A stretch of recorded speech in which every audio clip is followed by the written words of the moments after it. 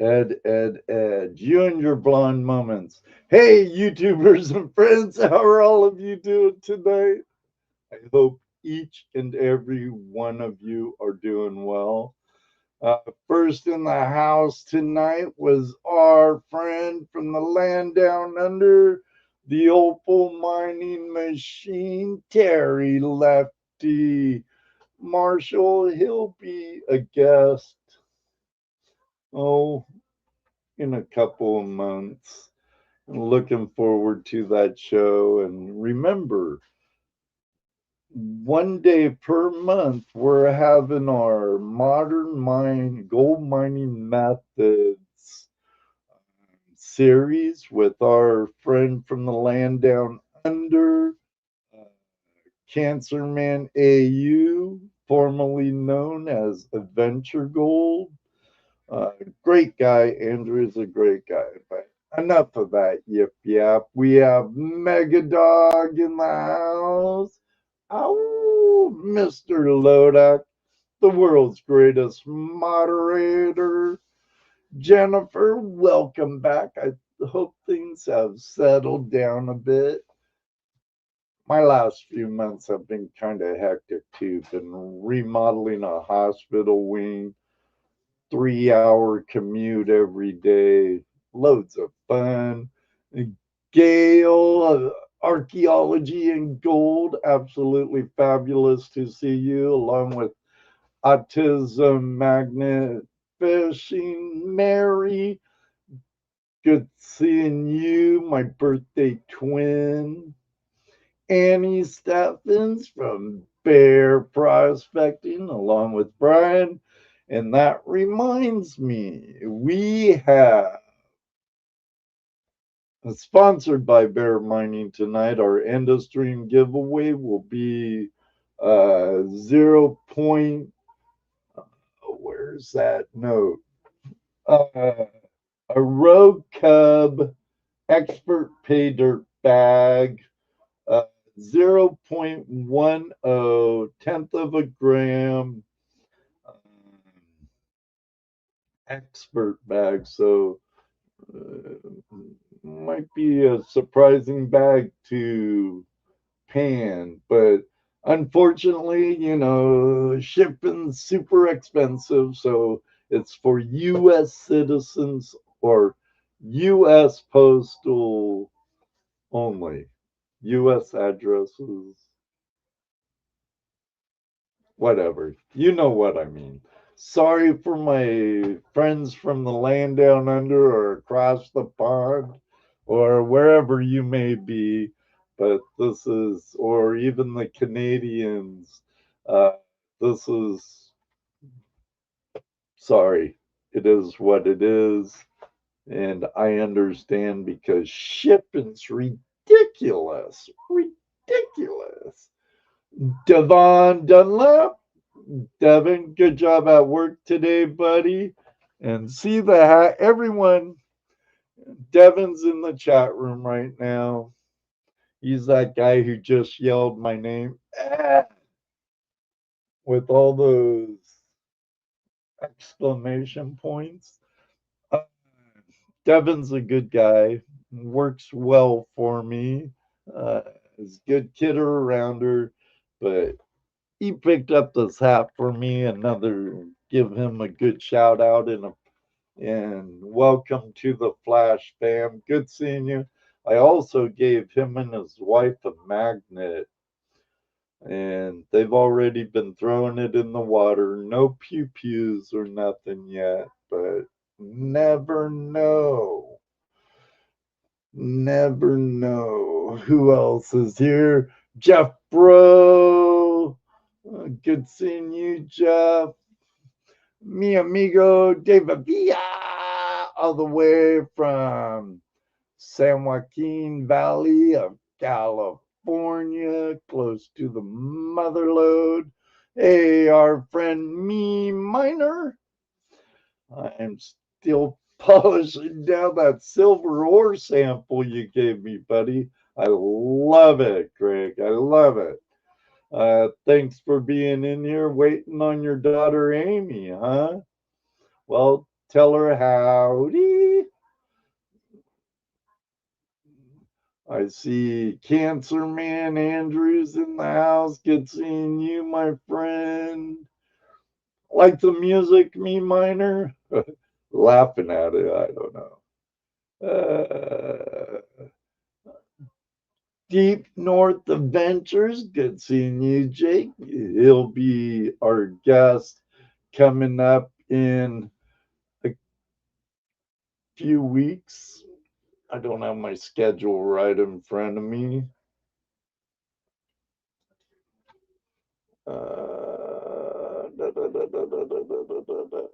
Yeah, April 14th. Jake from Deep North Adventures will be joining us, so that should be a good time. That's right. Safety first, Brewer. Safety first. Gail, it's always good to see you. Those are great shows, Annie, and they're going to get more better. Like David said, we all did. We all did. Uh, and another thing about bear prospecting, uh, I'm not totally sure of who all the sponsors are, but on March 7th, not this coming weekend, but the weekend after that, in Columbus, Indiana, at the Mill Race Center. Uh, I have a banner for it. It's right there, the Southern Indiana, Ohio Golden Treasure Show. Mills Race Center, 900 Lindsay Street, Columbus, Indiana. It's not far from Nashville, Indiana, where Gatesville General Store is. And I know Rose Knows Treasure's going to have a booth there. Mike Pung's going to be there. Then I think it was my last week's guest is, God, kind of sucks getting old and being blonde. My CRS, you know, CRS, can't remember, beep, kicks in a little more often than it used to. I might have probably needed a little longer safety meeting before the show. But nonetheless, there's going to be vendors there. There's going to be other people there. Dano and I'll be there. I'm going. We'll be staying at Patrick's house. Dano, maybe King Prospector's going to be there. I talked to him today, along with Mitch, great guy. He did the stuff for my late friend and dredging buddy, Bobby DePotti. That's his picture up there with his lovely wife. But he wire wrapped his very first wire wrap of my buddy's ashes, because just because he's gone to our Father don't mean I'm not going to continue dredging with them. He'll be hanging out with my late friend Lynn, because I take some of Lynn with me also. But that's going to be a good show. I'm pretty sure of it. It's good to see them doing a show here in the Midwest. But you can check them out in the events over on Facebook and probably at bearprospecting.com. I'm pretty sure they Southern Indiana chapter and Southern Ohio tri-state chapters are hosting that event. So a lot of great people, a lot of very good people are going to be there. I'm sure Thomas Pennyweight Folks, he's the Indiana State Director. I'm sure he'll be there. He tends to go to a lot of those things. Uh, Mary, Rose Nose Monkey Fest is going to be epic. I know it is. I'll be just getting back from Tennessee because after 20 years, Judy and I are actually tying the knot. Um, and I'm sure my stepson will be all for it, but I'd like to have a little party at his place, and maybe we could get him to do. It won't be very hard, I guarantee it. But if he says, "Yeah, let's do it," you'd be more than welcome. We'll know more later on that. And I'm 99.9% sure there would be some live entertainment. So, thank you, Jennifer. Um, and the end of stream giveaway will be bear prospecting 0.10 gram road cub expert pay dirt bag US only. Don't let me forget it. Don't let me have a blonde moment and forget it, please. That'd be greatly appreciated. But for right now, I'm way over my normal mark for this stuff. Northeast Expanse and I will be right back. Hello, everybody, and welcome to another episode of Tuesday Night Hangout Live. It's Tuesday night, Hangout Live. It's Tuesday night, Hangout Live. It's Tuesday night, Hangout Live. With your host, Ed Marvin. Tuesday Night Hangout Live is a Flash in Your Pan production.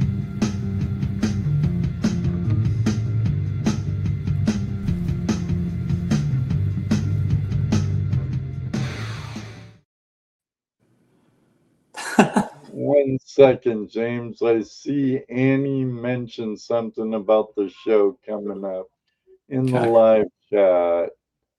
And Tony Ledford's actually a really good guy too, Annie. And he actually helps me whenever he actually helped Ben Shears one time too when we do panning demonstrations for like uh Gold Rush event for Boy Scouts. They'll have a Klondike event or something. And Tony Ledford, a fellow Buckeye chapter member of the GPAA and as well as OSPA, both clubs I belong to. It's a good guy, good guy. And yes, he was on Vern Atkins' dredge in the Bering Sea and was on a couple episodes of Bering Sea Gold, I believe. Like our friend Brian Wilder from Massachusetts and Maine.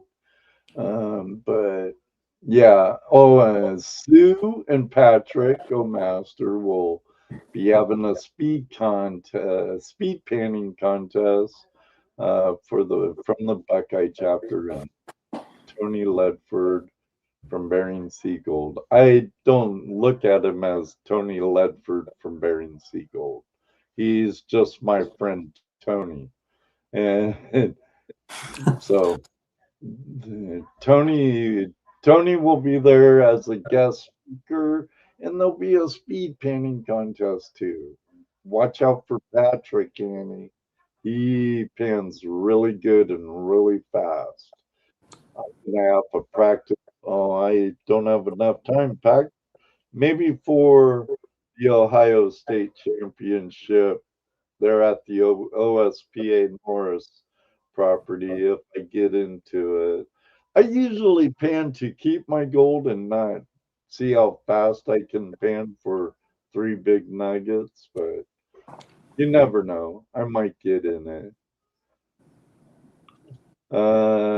Judy will make Ed an honest man. Finally, I know, right? Right.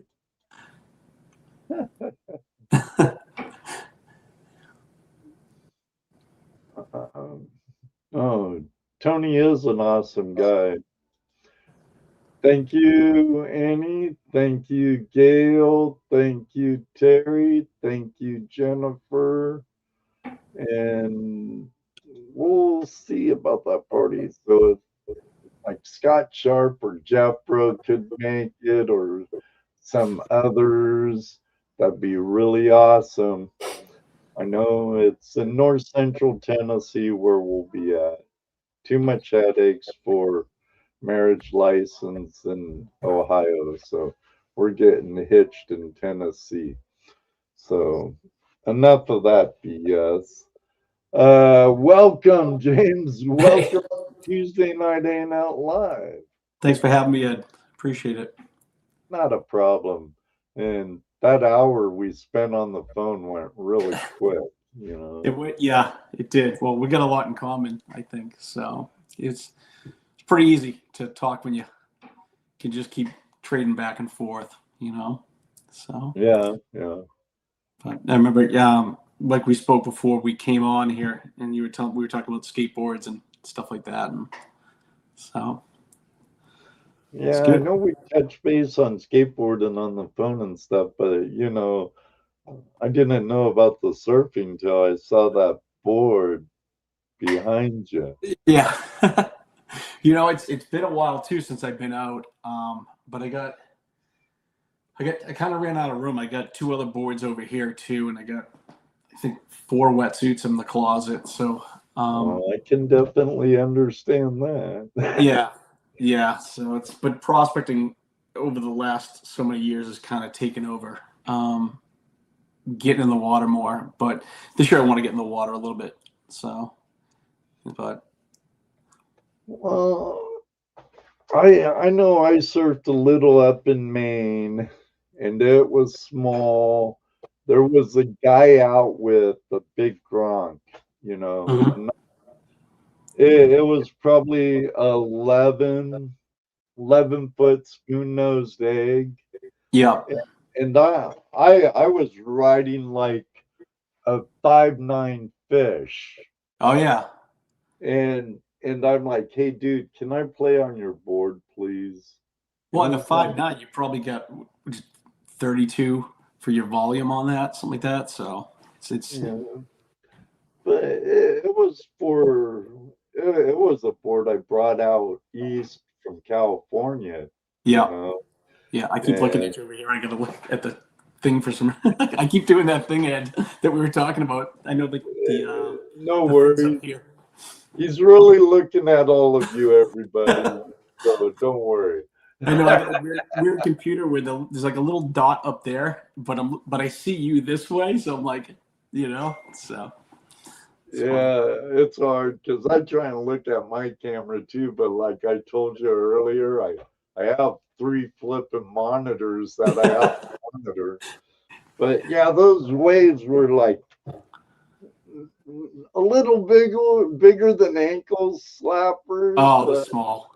Yeah. it was pretty small. And we went up to my ex parent-in-law's place in York Beach, Yeah. and I'm like, waves. And at that time, I didn't prospect. I had my board and my skateboard with me wherever I went.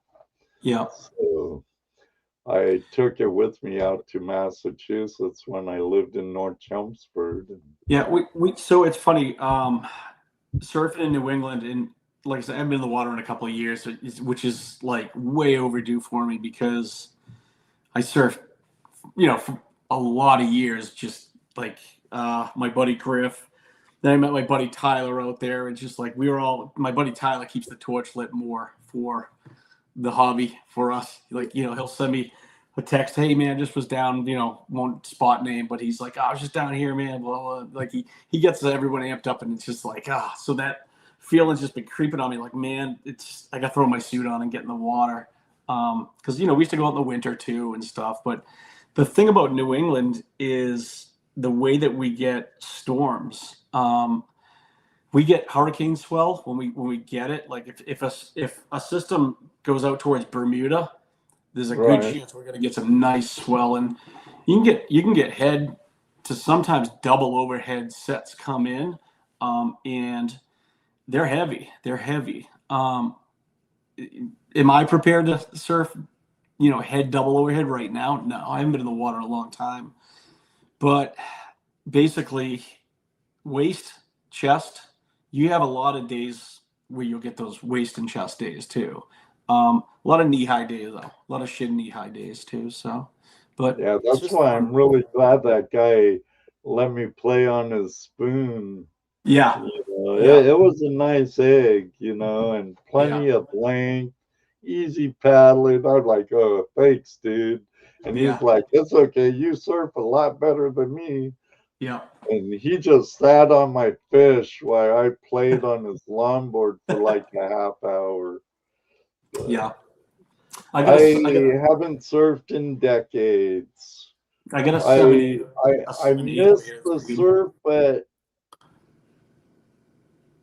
I seen the surf community go from a pretty chill, welcoming community to a very aggro, locals only, very territorial. Yeah.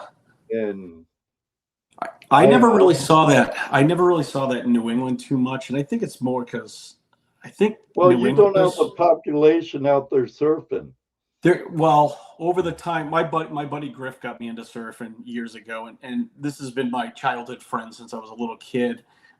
We grew up. I could tell you about. We grew up playing in the woods all the time and just stuff like that, and just climbing trees, just doing all types of stuff. We still talk all the time, but he got me into surfing, and we have this thing where, like, he'll be into a hobby and I'll kind of get into it, and then I'll be, and then it's just kind of one of those things. But he surfed before I did, so he got me surfing somewhere in my maybe early 20s, somewhere in my early 20s. And it was just like, oh, this is a thing here. And the reason I say all this is because I kind of watched throughout the years, you'd notice the beach has a little bit more people. Every couple of years, you see more and more of a crowd. So it definitely caught on as a thing, but they were surfing in the 60s. I mean, in New England, they've been surfing a long time. But there's a lot of younger people that you started seeing throughout the years, and then some of the old play. There's a spot out in one of the coastal towns we have, and there's a big wall, a big concrete wall that lines. And that's an area that only works during certain storms and stuff like that. And then, that area, I went out there with my buddy Tyler one day, and there was a bunch of guys, probably average age 58 to 65, on their longboards, just catching the longest waves you've seen on the South Shore. Just like, that'd be having a hoot, having a good time. Yeah. Yep. I'd hang up my 6'2" rounded pintail and that stuff.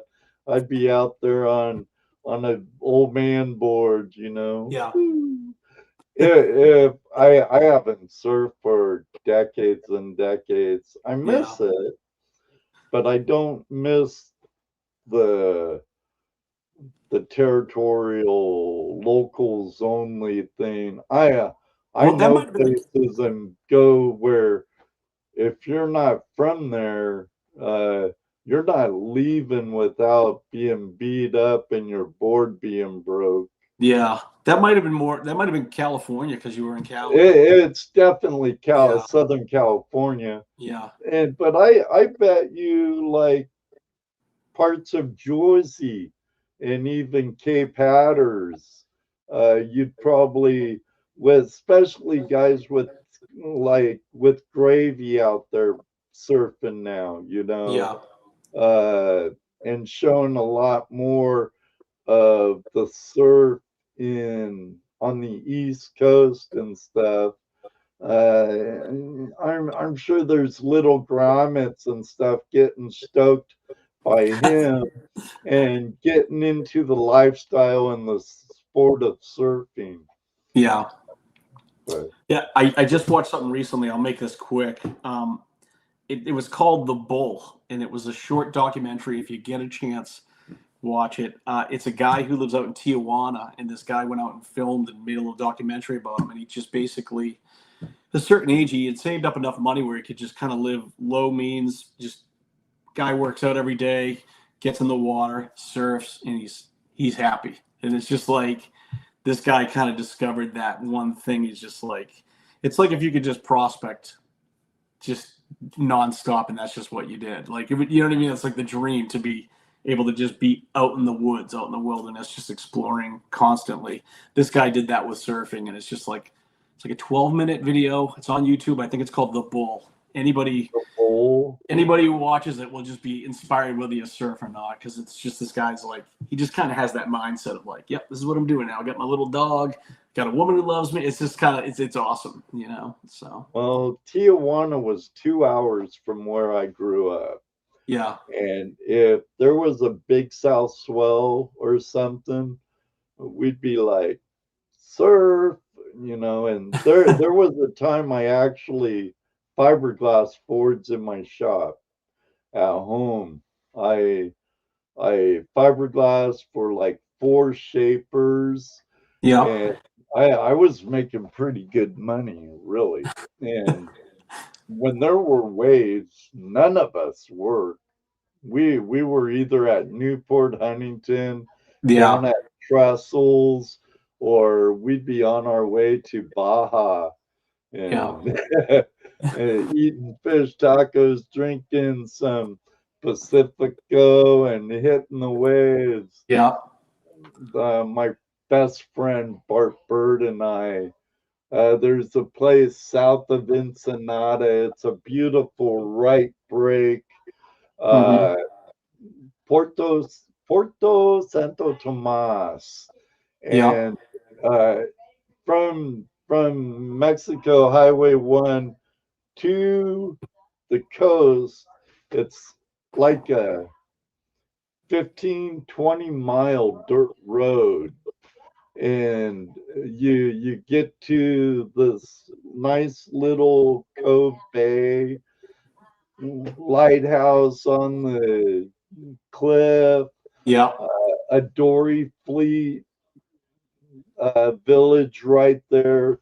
We'd be getting abalones and lobster, and just for a few bucks, we'd be eating like kings up at camp on the bluff, and eating like kings and surfing like beach bums. Just picking stuff off the beach, that just good food.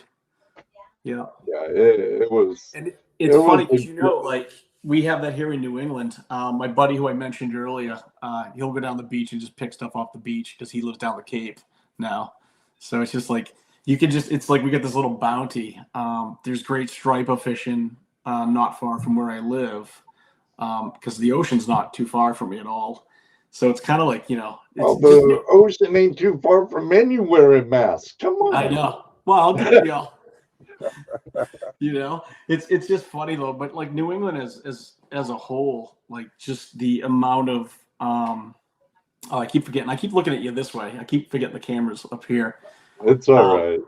Yeah, New England as a whole though, just if nobody's ever been to New England and they're from somewhere else in the world or whatever, just if you spend a week in New England and just like Target, you can do so many different things in a week.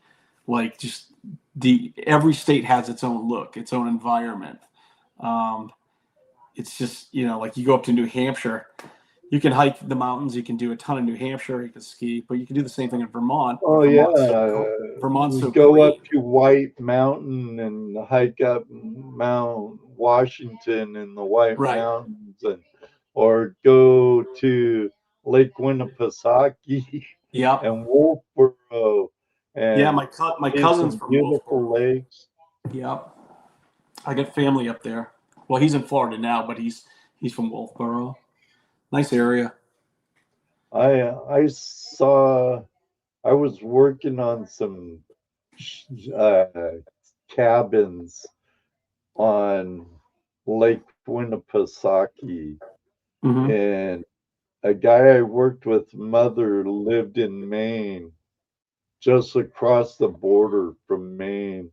And that night when we went to see her, I saw my one and only moose. Oh yeah. That is the only. I'll say one thing about moose.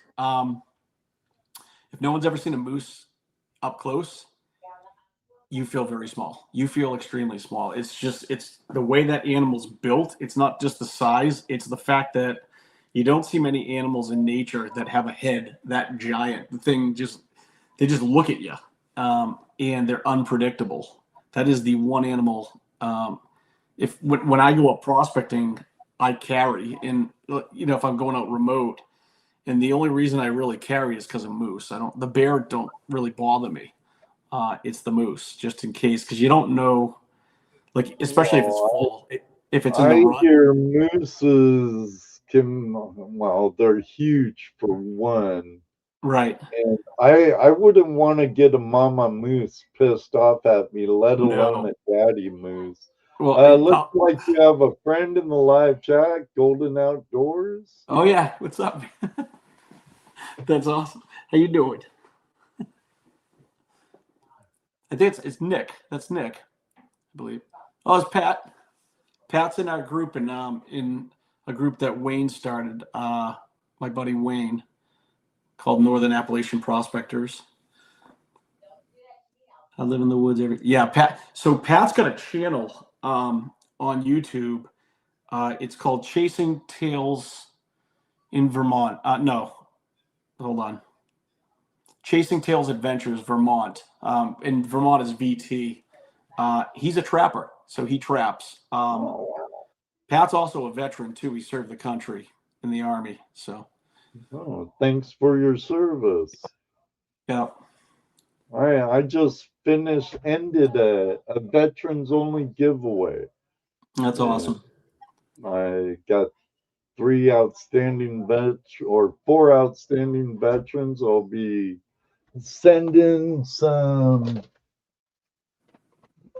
snuffer bottles holders from, handmade by Freedom Leather Goods. That's awesome. Howlers Crafted. Yeah. Thank you, Freedom Leather Goods. And I hope our veterans like them, love them. I hope they love them. Alaskan Assassin in the house. Good seeing you, bro.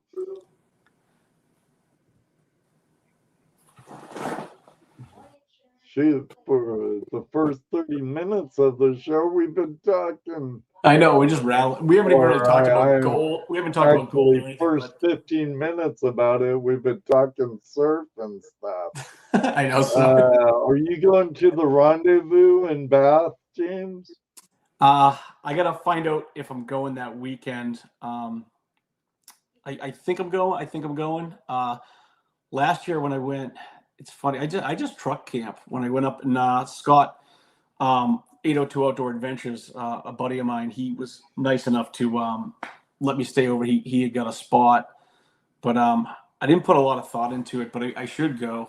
I think I was telling you, I get anxiety sometimes, so I'm just like in crowds. Don't worry about it. Yeah, I'm getting better at it. So just kind of.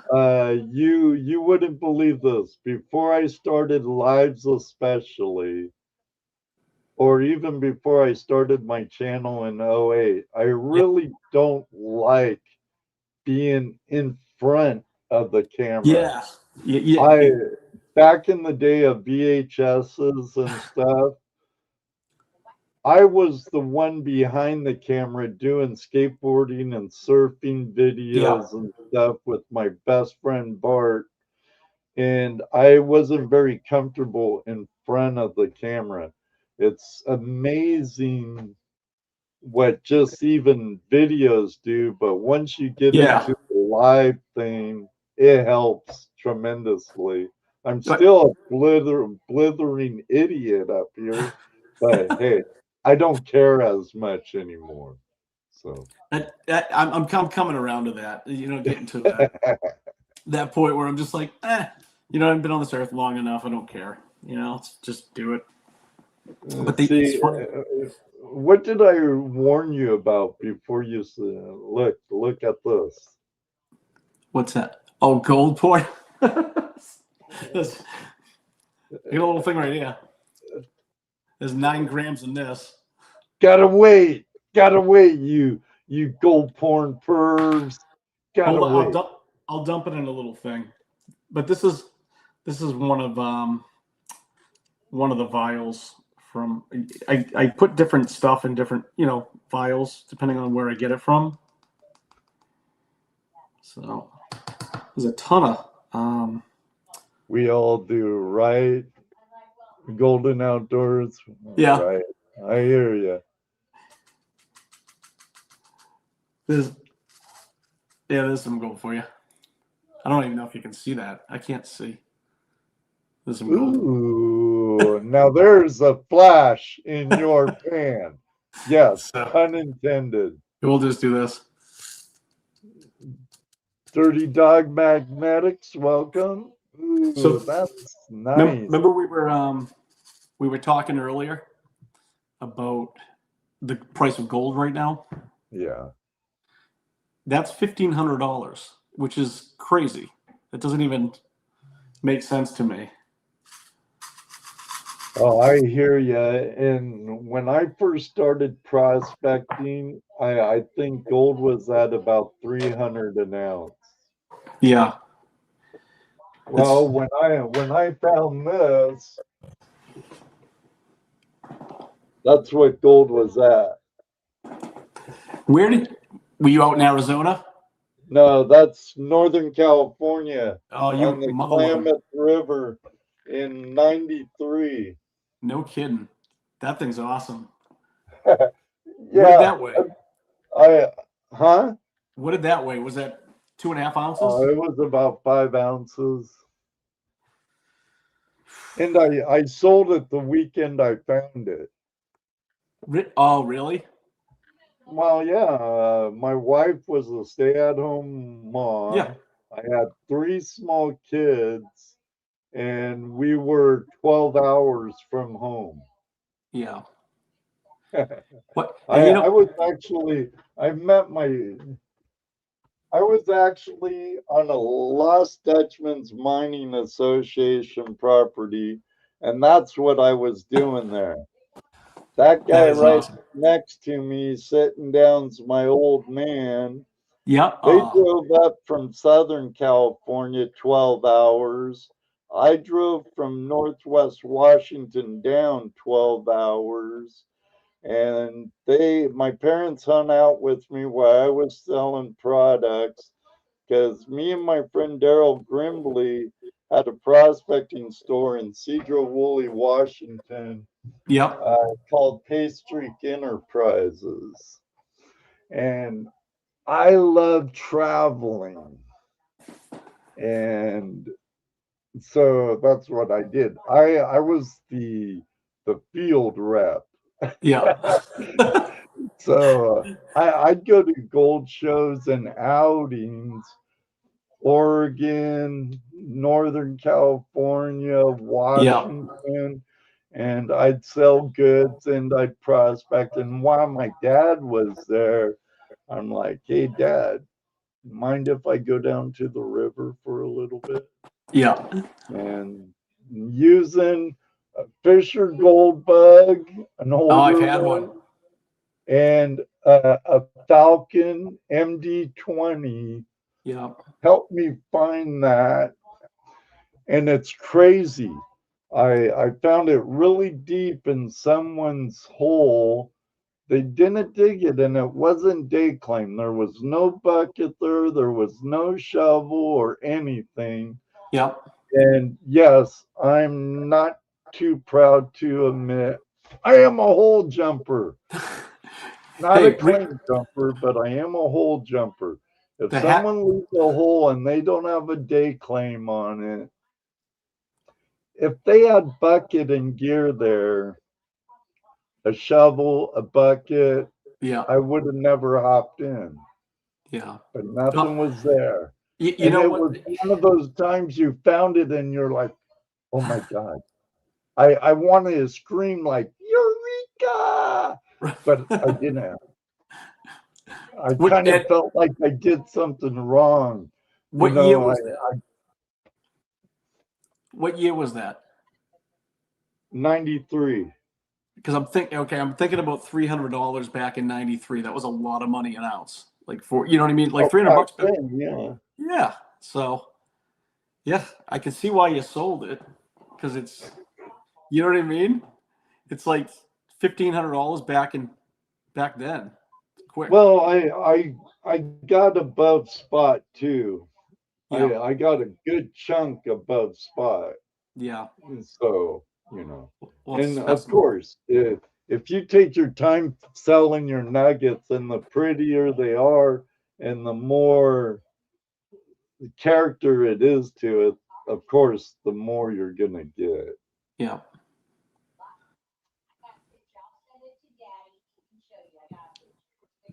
But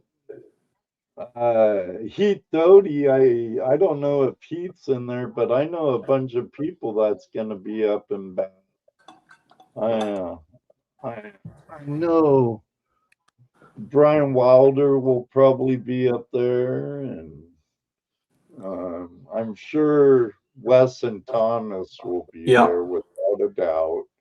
There's a lot of good people. Just like we're very lucky. There's a lot of really good people up here. Yeah, I believe John Wrench Mhm.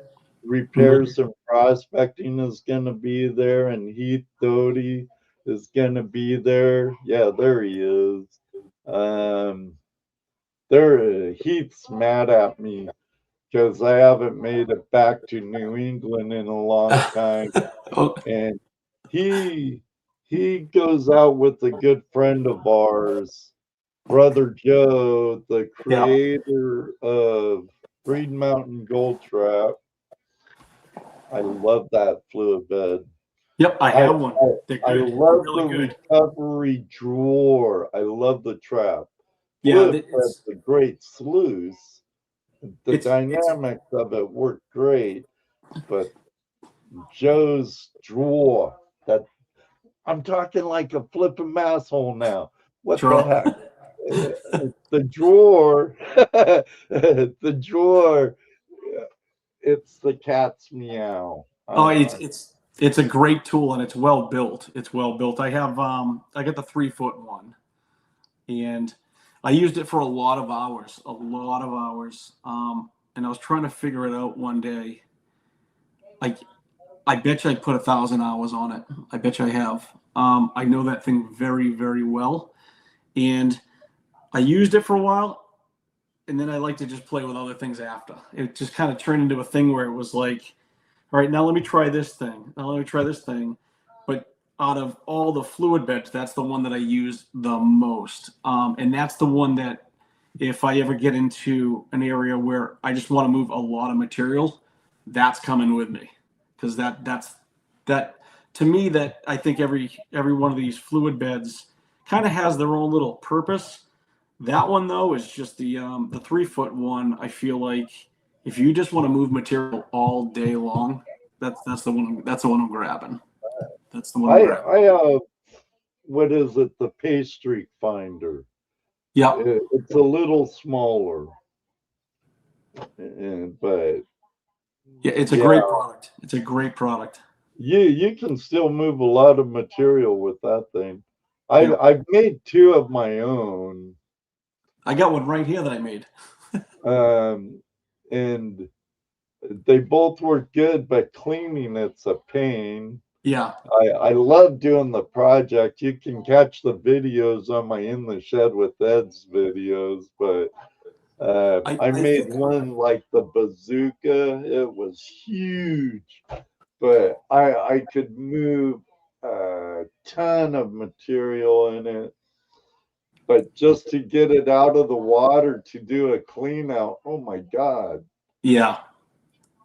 It It's was more of a workout than shoveling into it, James. I hear you. I've built three of them. I've made three of them, and I think it's just because I've just become obsessed. I love fluid beds. I love being able just to shovel material into something. Just use my hand. Just classify with my hand. Just this is the way I'm classifying. Just rake it off. Um, with flow, it's always an issue with these fluid beds because some of these little brooks, once they get so low during the season, it's a little tough to use them. But you Yeah, can you don't build have the water flow.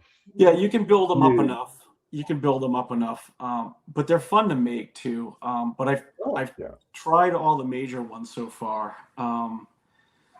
The Green Mountain Gold Trap, that'll always be a standard for me to use that for big material like days where I just want to move a lot of material and do a lot of cleanouts.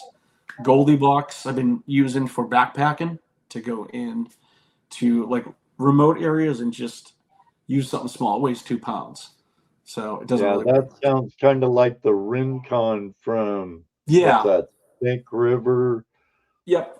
And it's a good the Goldie Box is a good product. It's just not for moving a ton of material. It's to me, it's for It's a prospecting. sampling sluice, you Yeah, know. it's a great prospecting tool. If you're Right, mining, being in one place digging all day, then I'm going to the bigger. I'm going to the bigger one. right, I'm going right. to the gold trap. The what's the Reaper kind of hits that middle spot, I think, where you can feed it a good amount of material. It'll clear it out because they don't make the bazooka anymore and they don't make the grizzly. Right. So was it the grizzly?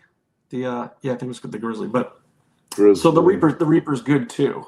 Um, each one of these kind of has their own little place depending on what the day is going to be. If it's big material, one spot digging day, backpacking remote day, or not quite sure, I might land on a spot where I'm going to move a good amount of material. They all kind of fit those spots.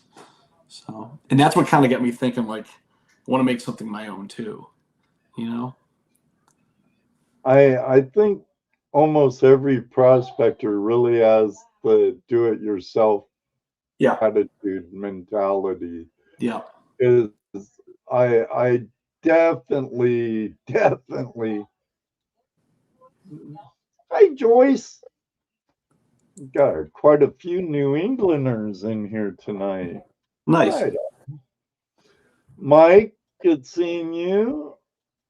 Um now I'm having a I I think it's just kind of in our blood, Yeah. you know. And it don't matter. You could buy something like from Keen or Proline or something, and after a couple of times taking it out, oh, you're gonna mess with the ripples or the capture medium in it, you know. Yeah.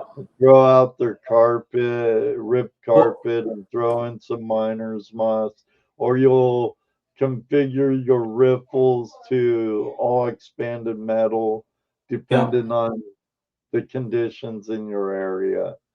And it's funny how quick you start accumulating different tools when you get into this hobby. How quickly you maybe had one sluice to start. Like the old standard for me is a lot of people have it too. Is the A52, the Keen A52. It's just universal. It's like you can do anything to it. Tried and true, you It's know. tried and it's kind of like a skid steer loader. is a bobcat. Everyone calls it a bobcat. Well, that's the 852 to me. The Keen makes. That's a skid steer loader of prospecting. It's just kind of like that's what people buy originally, and then find out this thing just kind of does it for me. But then you get another one. You just keep going. Oh, that's Pat. Yeah, yeah. Pat was using that at one of our meetups that Wayne put on. He was using the Reaper. And David says we collect toys. Yeah, that we do. That we do. Well, it's funny. How many sluices do you think you have, Ed, off the top of your head? Like, how many pieces of, if you were to go to the river and bring everything, say, sluice, oh, geez. beds. I already get teased because sometimes when I'm packing my truck and I'm not with someone, I'll have contingencies. Yeah. I'd bring like my 2-inch dredge with my Keen Mini Max high banker. I'd have a 2-inch pump, and then I'd have 12-volt stuff too. But let me see. I have 2 homemade fluid beds, Gold Mountain, Green Mountain Gold Trap. I have 1, 2, 3, 4. I think I have 5 regular aluminum fluid sluices. One has the traditional Hungarian riffles and stuff. 3 of them have Dream Mat in them. So what do you got? 10 so far? I have like 3 drop riffle sluices, ABS in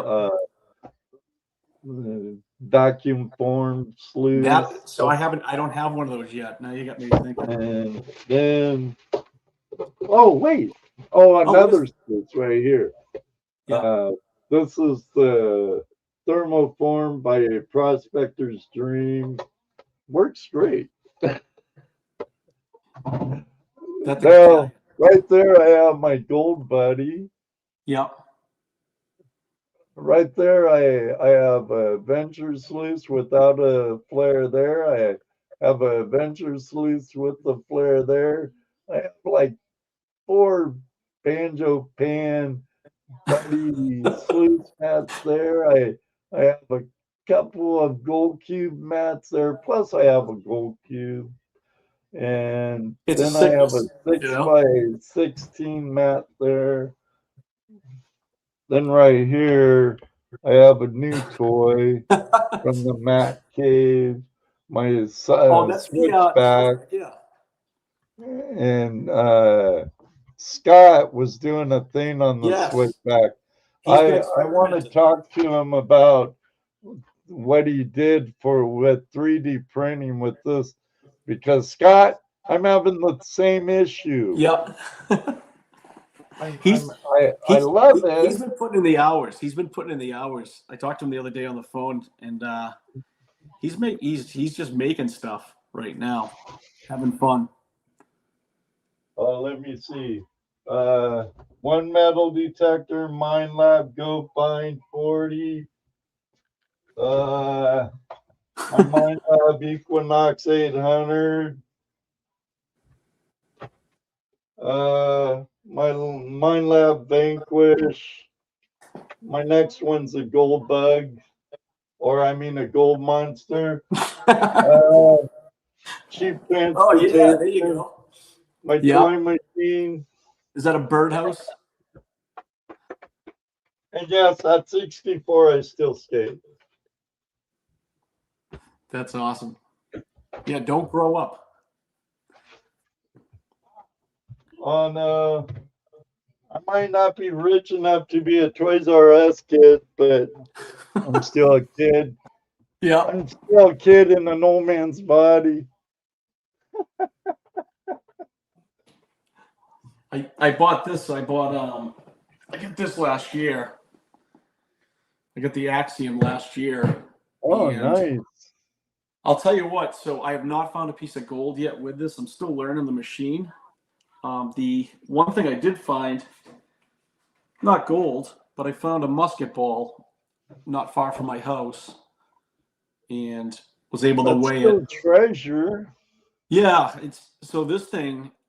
When I found it, I texted Scott from 802 Outdoor Adventures, and I said, I sent him a picture and a little video of where it was from, and he pretty much guessed what that was, the size. So I went home and I weighed it, and then I looked up what it weighed for a musket ball, and it was the exact size that he guessed. He knew. He just knew. Just from like from 54 caliber or something. It was a .69. So I went down a rabbit hole looking it up, and there was I'm trying to remember what it was called, the blunderbuss there was a certain, I think, blunderbuss or something like that shot it. There was like different things. One was an English rifle that used to shoot it. But then I heard that some of the colonists would shoot similar rifles that would take that size musket ball. But it was just kind of neat because where I found it, I mean, I could go down the street and get a Dunkin' Donuts iced coffee in 5 minutes, and this is in the woods right there. And it's just kind of funny that in modern times you can find something that old, like right near the road. So he's saying what he has: 4 Green Mountain gold traps, 467 Robinson prospecting, 1 Gold Hog multi-sluice. I got a blue bull too. Banjo pan underneath my blue bull. He's got some gear. Trek sluice, 5 pans, 3 classifiers. Geez, just in here I have 4 classifiers, 6 gold pans there, 3 in my tub, a classifier, and yeah. No, I don't think I have a problem. No.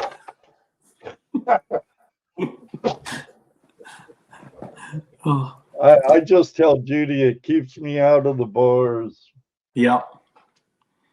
I got No, this I'm thing kidding. I'm not a drinker anyway, honey. I'll show you. So this is one that I built. This is it might look reverse on I think it looks reverse on the screen. Well, it says 3.0. Is it upside down or right side up? You're right side up. Oh, okay. Oh, it's because I'm looking at it reverse on the screen. Okay. Huh. But this was one of them. I see it right. Yep. And I just did a camo paint job on it. Well, this one works good. Yeah. It looks like it could eat up some material. Yeah, it's actually pretty heavy though. I see, David. I see questions. I see mi amigo David. Yeah. Cancer Man, our friend Andrew James. What do you enjoy most about gold prospecting? Oh, this is gonna be a long answer. Okay. Let's see. Wait a second. We're halfway through the show. So if you need to drain the vein or anything, time to do it. Okay. I have a 2-minute 11-second intermission video with the lid. Greg, me minor, if you're still in here, some more music for you, buddy. So give me a minute to go use the little boy's room. If you need to, by all means. Everyone, please stick around. Andrew, we'll get to your questions and others when we get back. So please don't go away. James and I will be right back.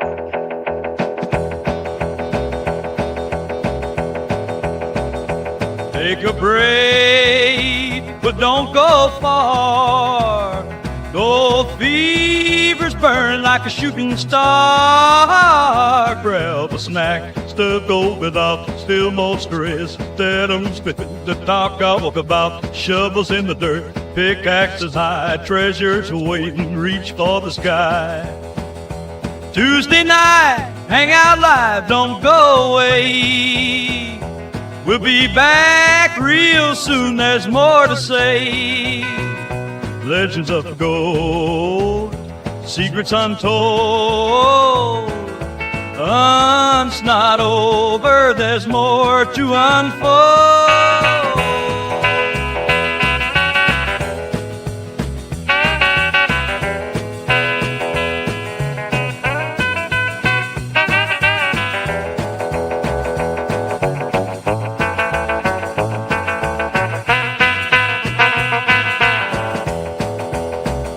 From lost mines to rivers wide, prospectors digging side by side. Old time stories, Brenda do find skulls and treasure. It's the richie high, so preacher time. Shovels in the dirt, pickaxes high, treasures waiting, reach for the sky. Tuesday night, Hangout Live, don't go away. We'll be back real soon, there's more to say. Legends of gold, secrets untold. The hunt's not over, there's more to unfold. As mother Sean LeBron has his finger on the hair behind, that's how it goes.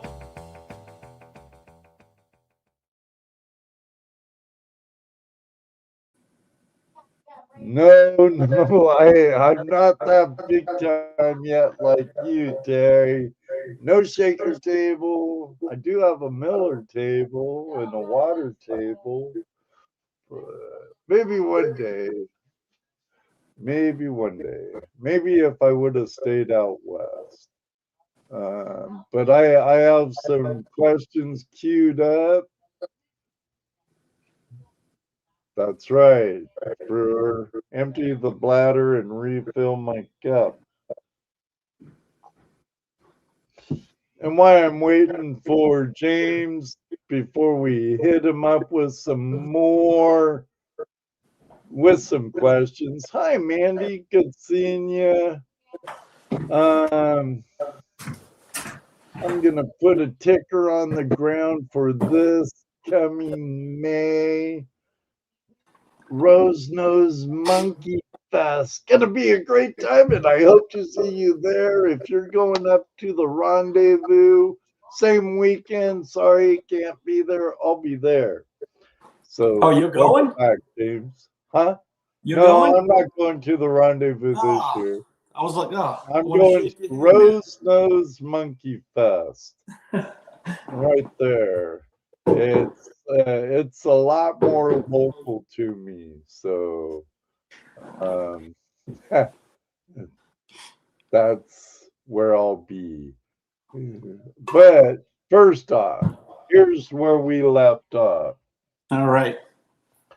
Andrew, Cancerman AUS, formerly known as Adventure Gold, out of New South Wales, I believe, Australia. What do you enjoy most about gold prospecting? Well, I can answer that. Growing up as a kid, I grew up in a small horse town the first half of my life. We were the family in the neighborhood who had the long driveway into the woods, and I grew up in a log cabin. So I was always in the woods as a kid, and the neighborhood kids, we all just get together. This was back in the day. You just knock on a door. Everybody would always be outside anyway. And we go through the woods, stick fights, crabapple fights, turning rocks, looking for snakes, just doing pretty much everything but watching TV. It's like how we grew up. Right. You grew up right. Yeah, we were always outside. And right around the time, my parents had split when I was young, and my mom, she remarried, but we moved to a different town, and that town was completely different than the town I grew up in. So that woods kid never left. I used to go out in my backyard and then go into the woods in that town and stuff. But that was a lot more, I'd say it was the South Shore. So this town in particular, there was a lot of little trouble in, trouble out of this town. So it was a little bit more of a rough town. So Right. it's a woods kid moving to a not a rougher town, and you're just like, what is this place? What'd you do? Move to Lynn? No, I'm not gonna. I won't town name, but it was just more like it's a very small town that has trouble on either side of it, and trouble goes in and trouble goes out of that town. Oh, okay. Because So, I know firsthand with Lynn, the city of sin. yes. You never come out the way you went in. Well, South Shore kids are rowdy. South Shore kids, like where I grew up, like, it's a rowdy group of kids. It was a different environment than the smaller town the other town that I grew up in, square mileage wise, is giant. It's the second largest town for square mileage in Massachusetts. But, cranberry capital of the world. My dad's house, the log cabin that we grew up in, he had acreage behind the house, and to the right of his acreage was a cranberry bog. So there'd be deer out there. To the left was this guy Ortel, Old Man Ortel. It literally sounds like something out of a book, but he was Old Man Ortel. When I was a little kid, the guy always just seemed like old man. He was like old. So he had a cornfield that had a vernal pool pond behind the cornfield. So salamanders at night, lightning bugs, catching them in glass jars, and just kind of getting mesmerized by nature as a kid. Then I got into hiking the mountains in New England. Surfing, my buddy Griff got me into. I spent a lot of years rock climbing. I used to go up to New Hampshire. I've been up climbing Cathedral Ledge, those areas, doing some lead climbing and stuff. I had a climbing buddy back in the day, Matt Long. That guy taught me a ton about lead climbing. And all these things kind of happened with just the outdoors throughout my life. And basically, prospecting seems to be one of those things. And I haven't really mentioned gold yet because it doesn't pop in my head as much as everything else that prospecting kind of has brought into my life over the years. Prospecting, outdoors, I'm in flux, I'm moving, I'm seeing different animals, I'm seeing different trees, how the trees change, the different minerals. It's funny, here's a little rock with garnets in it, right, just sitting on my desk. I was talking to you before we came on, Ed. These are almandine garnets, which are from Vermont, high in aluminum, iron, and Vermont's state gem is the Grosseler garnet. So just even finding garnets is just blows my mind. Just these crazy things that nature made and these weird shapes, and some of them symmetrically just look perfect. Then you find gold, and you're like, this is kind of crazy. Like, I get to enjoy the outdoors. So it isn't just one thing. It's a conglomerate of many things. Yeah. That you already loved. Yes. That you could also enjoy in the lifestyle of prospecting. Right. Because for us, there's hiking. Yep. There's exploring. There's when climbing you're prospecting, sometimes. you're searching for a new place to really do some small scale mining at. You're in water. You're near water. Right. You're just enjoying it all. There's so much creation and the sounds of Mother Nature.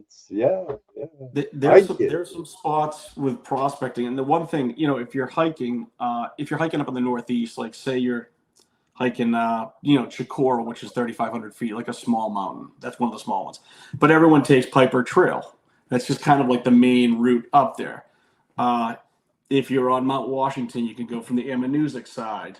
You can come over because that's where the prevailing winds are, but it's the easier hike. Or you can do Huntington Ravine, or you can do Tucks via Lionhead. There's always a trail. Okay, speaking of Tucks, do you ever backcountry ski and ski or snowboard Tucks? So I don't ski anymore. Skiing hurts my knees pretty bad. It's a weird one. I could do other things, but I'm 48 now, so I've kind of decided. I got a torn meniscus, which I wasn't told that by a doctor. I just know it's torn. Like I know exactly where it is, and I'm like, that's torn. So, and I also had a hip injury when I was 31. I had 3 groin pulls in it. Sorry, 3 groin pulls in about a year and a half, and that was from martial arts. I used to do martial arts, so it's like basically, you know what I mean, like just injuries. And there's certain things like skiing that I'm like, all right, I don't really want to ski, but hiking's always good because it stretches you out. Hiking and prospecting's a lot less wear and tear on your knees than skiing is. I love skiing and snowboarding, but to be honest, I haven't done it in the past 10 years. Yeah. I was an main reason is the ridiculous cost of lift tickets, even on the shitty little hills we have here.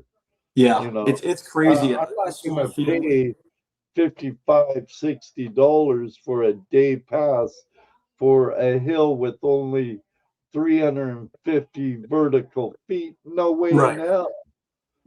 Now, when I had my Action Sporting Goods store and I had free season passes every year, I'd go after work, and Judy and I'd get lots of turns in just a couple of hours, you know. But I totally hear you about the outdoors, and it's just it's hard to break it down to just one thing. It's funny. Like we were talking, somebody said gold porn earlier, and here's some gold. I don't know if you can see it. Like there's some gold in there. That when I look at that, I think, well, that took a lot of work just to get that gold out of that one area. Just because this is from only one area.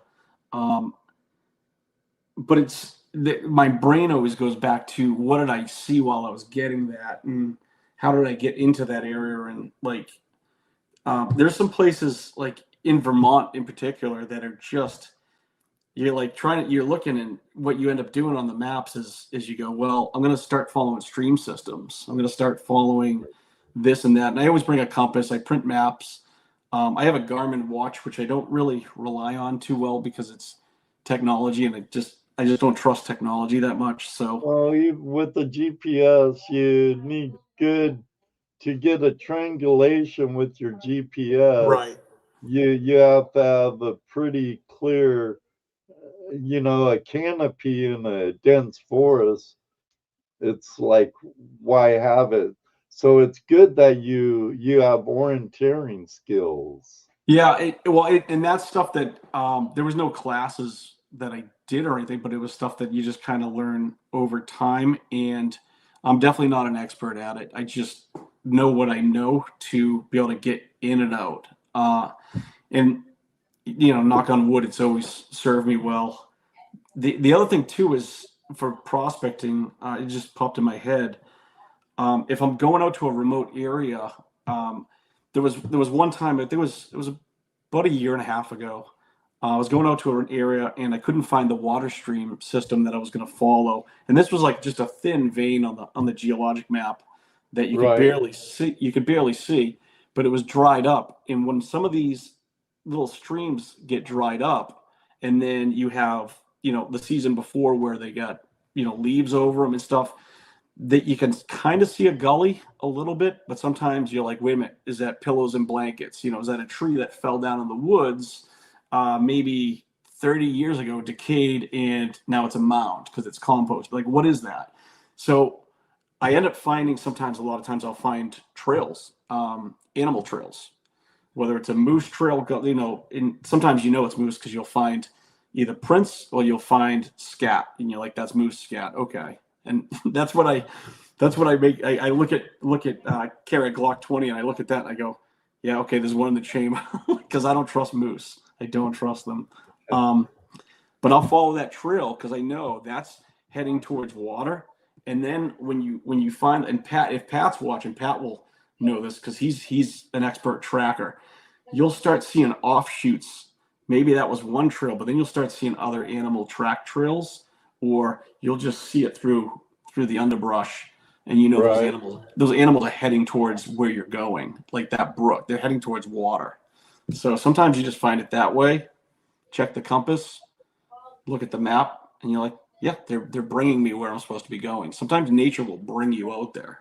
So it's Right. kind of fun like that, But Now, for me, Andrew, the hunt, the search, and the research is a lot of my love for prospecting. Now, another Aussie, I believe Terry's from Victoria. He's a miner at the world famous. He's an opal miner that mines the world famous Lightning Ridge district in Oz. But James, where would you like to go prospecting in the world? And that's a good I question. know David Bia would say this. If you had anywhere you could go, all expenses paid, mining laws didn't matter. Okay. Anywhere. I'd go to a jungle environment, somewhere in South America, jungle environment. I'd have to kind of look, do a little research, but I would really, really like to go to a place where the ecology is just ecosystem after ecosystem that you're traveling through. I think that would be really neat. Like the Amazon part of Peru Yeah, or stuff, or if I could find a place somewhere down Colombia, in South America and just disappear for a month, just being out there. Ecuador. I obviously I would want a guide or somebody because I know the jungle will kill you real quick. So I'm not naive to that. I know that, but I would definitely want to go to a jungle environment. Because I just think that the amount of stuff that you would see, say you were guaranteed to find gold.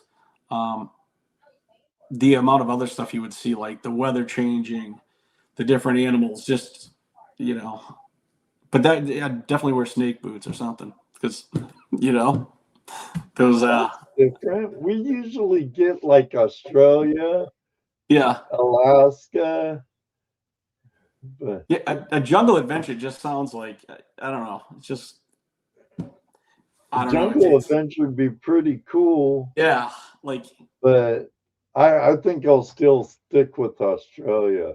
yeah. I don't know. I say that one because I kind of have people there already Yep. that have, like Terry. I have an open invite from Terry, and like Brad Welch, I have an open invite to David. If I could find him again, a couple David Buckle from Tasmania. Yeah, Yeah. but I kind of have an open invite from his ex-wife too. So That's awesome. not that anything like that, people. Come on, I'm happily almost married. Been with her for over 2 decades. I don't need to train another one. I'll say this. I don't know if anybody watching this has seen Paul Rosalie. There's a guy named Paul Rosalie, and he started an organization called Jungle Keepers. He was on Joe Rogan before. He's got a book out, and this guy, I think he's from New York originally. He just lives in the jungle though, and the videos he produces are wild. This guy was sleeping in a hammock one night, and a jaguar came up to him while he was sleeping in a hammock and started sniffing his head, woke him up from a sleep, and then left him alone. The guy has become part of the jungle. It's like I look at people like that. I'm like, this is like they're immersed. It's crazy, that how that guy's living his life. So If I'm going to go to a land that is trying to kill me anyways, might as well be Australia, not the jungle. That's Hobo Rock for you. Hey, they got Crocs, they got all types of stuff there. Oh yeah, everything in the land down under wants to kill you. Yeah. What's that snake thing? It's kind of like the jungles of South America. Is it the Bushmaster? Is it the Bushmaster snake? And anybody from Australia? Is that what it's called? They have a pit viper there that's really dangerous. Mamba. Come on, Aussies. What is he thinking of it? I'm sure they'll pop it up in chat here before too long.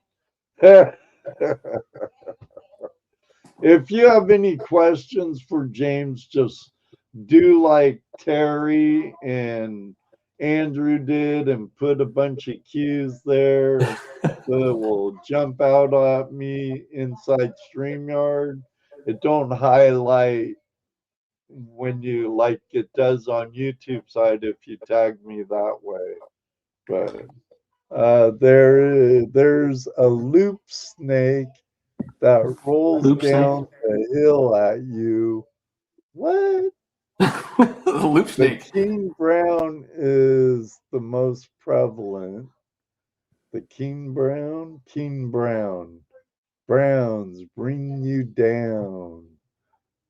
Hey, Tammy, the nugget shooterette in the house. Say hi to Bill for me. I hope you're doing well in Arizona. The brown snake. I thought like the black mamba was really deadly too.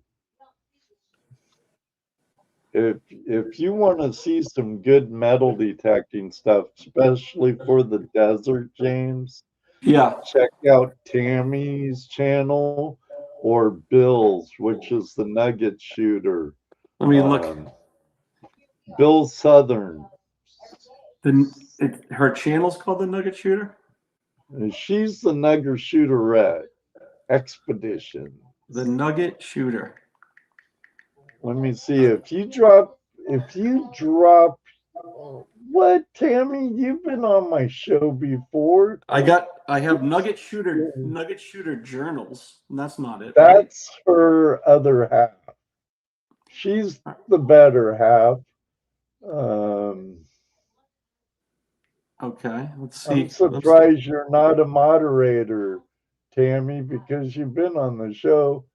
Carson, how you doing? You've been here for a while, though, brother.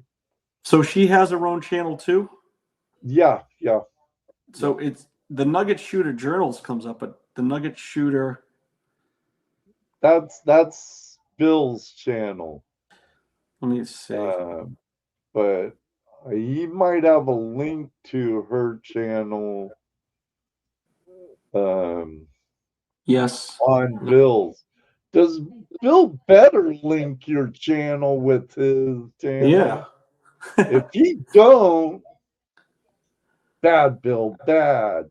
Well, I just subscribed to Bill because. Well, you'll see her in N. You can look for her. Do you have your YouTube up too? I get on this. Oh. If you it's with I don't know if you can do it from the phone, but on computer. There you go. Thank you, Brewer. If you can click on the link that Brewer's Prospecting just put in the chat, it will take you to Tammy's channel. Okay. Is she Aqua Jigger? No. Okay. Let me see if I can find it. Aqua Jigger is Bo. Okay. He's from Maryland, I believe. Oh, I got it. Thank you. It's Brewer. Thanks, Brewer. All right. Yeah. Is Aqua Jigger in here? No. I'm a dope with the phone. Trust me. Oh. I don't know. Bo's a pretty good guy. He was a guest years and years and years ago. But I just subscribed to they're hers. nugget shooters, hence the name. Nugget Shooter Journals, Nugget Shooterette Expeditions, Yeah. and they do a lot with mine labs and stuff. But I do believe Bill's a dealer, but I'm sure he deals in other machines too, like the Fisher Gold Bugs and the Garrett Axiom and others, which they're all good machines. This Axiom picks things up pretty well, but I haven't found, like I said earlier, I haven't found gold yet with it. Just that musket ball, and I found some coins with it, but they were just pennies, nothing, nothing great. But it does pick up lead. So last year when I used it, I got a good amount of lead that I found. It was dinging that, and from everything, I'm not a metal detector. I'm a novice. I'm not really great with a metal detector. I'm still learning. But from what I've read, is that if it's picking up lead, that sound is generally the same sound as gold. If that sounds correct to everybody. So with my 800, what gets me with my Knox 800, aluminum will act a lot like gold. Mm-hmm. At least with my experience. I'm not a detectorist. Yes, I own them. Yes, I try to use them, but anything of any size here is very hit and miss and very, very few and far in between, you know. So when I use my detector on the stream, I'll get to it, Lindsay. Oh, Lindsay, what's up, kid? I know Lindsay. Oh, cool. Welcome. That's my buddy. In your band. Yeah, she's in Florida. Yeah, she's actually from a town that I grew up in. So. Oh, cool. Yeah, it's my buddy Linz. Pardon me. I use it to look for man-made heavies. Yeah. Lead, bob wire, and when I'm in like Picker Hollow, my friend's permission. Mm-hmm. We dubbed it Picker Hollow because there we've actually brought out quite a few pickers out of this place. Yeah. It's intermittent stream with a good chunk of bedrock area, and it goes from like a limestone bedrock to a shale bedrock. Mm-hmm. And then there's different weird layers of clay in there too. We're all in a glaciated area with no native gold. This sounds like some of the places in Vermont.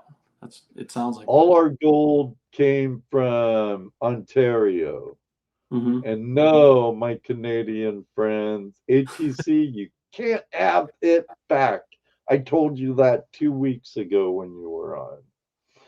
But I use my detector to look for man-made heavies, and then because gold being heavier than those, if those are dropping out there, here's my logic.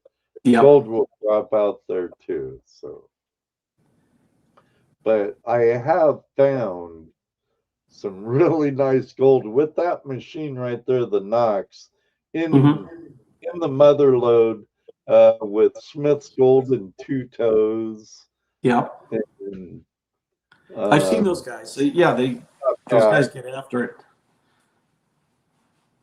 Yeah, and if Bedrock Bennett hops in here, he lurks once in a while. Smith's Gold will lurk once in a while too.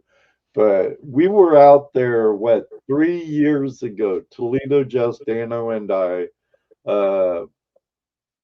And 6 of us went to Two Toes and Smith's Gold Claims. Mm-hmm. No, you'll never get the location out of me, people, so don't ask. But between the 6 of us, I had 3 very nice nuggets I got out of a huge crevice. But we hiked out of that river valley with 1.25 ounces of gold that day. Wow. It was a great day with great people.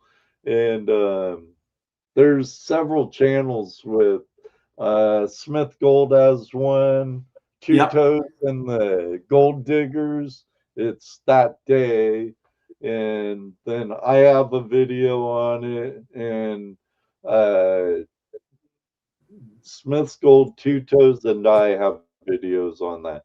Top Cat, I think, does also. Well, it's it's funny. This reminds me of the rap battle back in the 90s, East Coast, West Coast, right? Remember the rap battle? You know what I mean? You had Tupac, and then but we had Biggie. You know what I mean? So right. But so it the California channels, kind of West Coast in New England. We got a lot of channels, and it's funny because a lot of us are smaller channels. Hip B's got a big channel. Adam's channel's big over here. Prospectors there. People watch him everywhere. Well, Prospectors Theory, Adam's a great guy. I've had him here, met him on the river, been with him in Vermont. He's really active with the community. Yes. And Adam, oh God. And when I call you guys massholes, don't ever take it as an insult. Oh, it's a badge of honor for us. We don't care. Okay, right. Go figure. No, we don't really care. But I really like Adam. And he's nice. He's nice. Before he even changed his name to Prospector Theory, when it was Franklin Adam Ant-Man or whatever it was, when he made his first trip to California, is where I first met him on the river. Then he stayed with us. Then he head out there, and he's a genuine friend. One day I'll get out there, and I hope he don't with them, and I hope he don't mind an old man and try and keep up with them, because he's young, We got for anyone watching, if you're looking for new channels, 802 Outdoor Adventures, Prospectors Theory, Hippie Explorer, Northeast Prospector, the channel I mentioned earlier, Chasing Tails Adventures Vermont, which is Pat's channel. Golden Heart Prospecting is Chris. American Gold Prospecting, Brian. And then Northern Appalachian Prospecting is Wayne's channel. So all those channels are all New England guys. Yeah, there's another one too. The app. They went over to not Rumble a lot, but Odyssey. I'm having a brain fart with their names though. I'm not sure. Appalachian something. Oh, there's Northern Appalachian Prospecting. That's Wayne's channel. He started a prospecting group. I don't think it's Northern Appalachian Prospectors. I think it's Appalachian Prospectors. Okay. Yeah, I don't know that. One might be Wayne, but there's 2 of them. I'm not sure. I haven't seen them around for a while on YouTube, but they were doing a lot of stuff over on Galaxy. It's like BitChute, where you monetize in cryptocurrency and stuff. Oh, geez, I don't know. That's like space math, Right. Like, All right. Let's get to Lindsay. Are there signs in a river that will tell you gold is nearby? I wish there was signs. Oh, I would say yes. If you are paying attention when you first start the hobby, you realize quickly that what you were paying attention to is that you're not finding gold and you're learning how to find gold. That's if that makes any sense.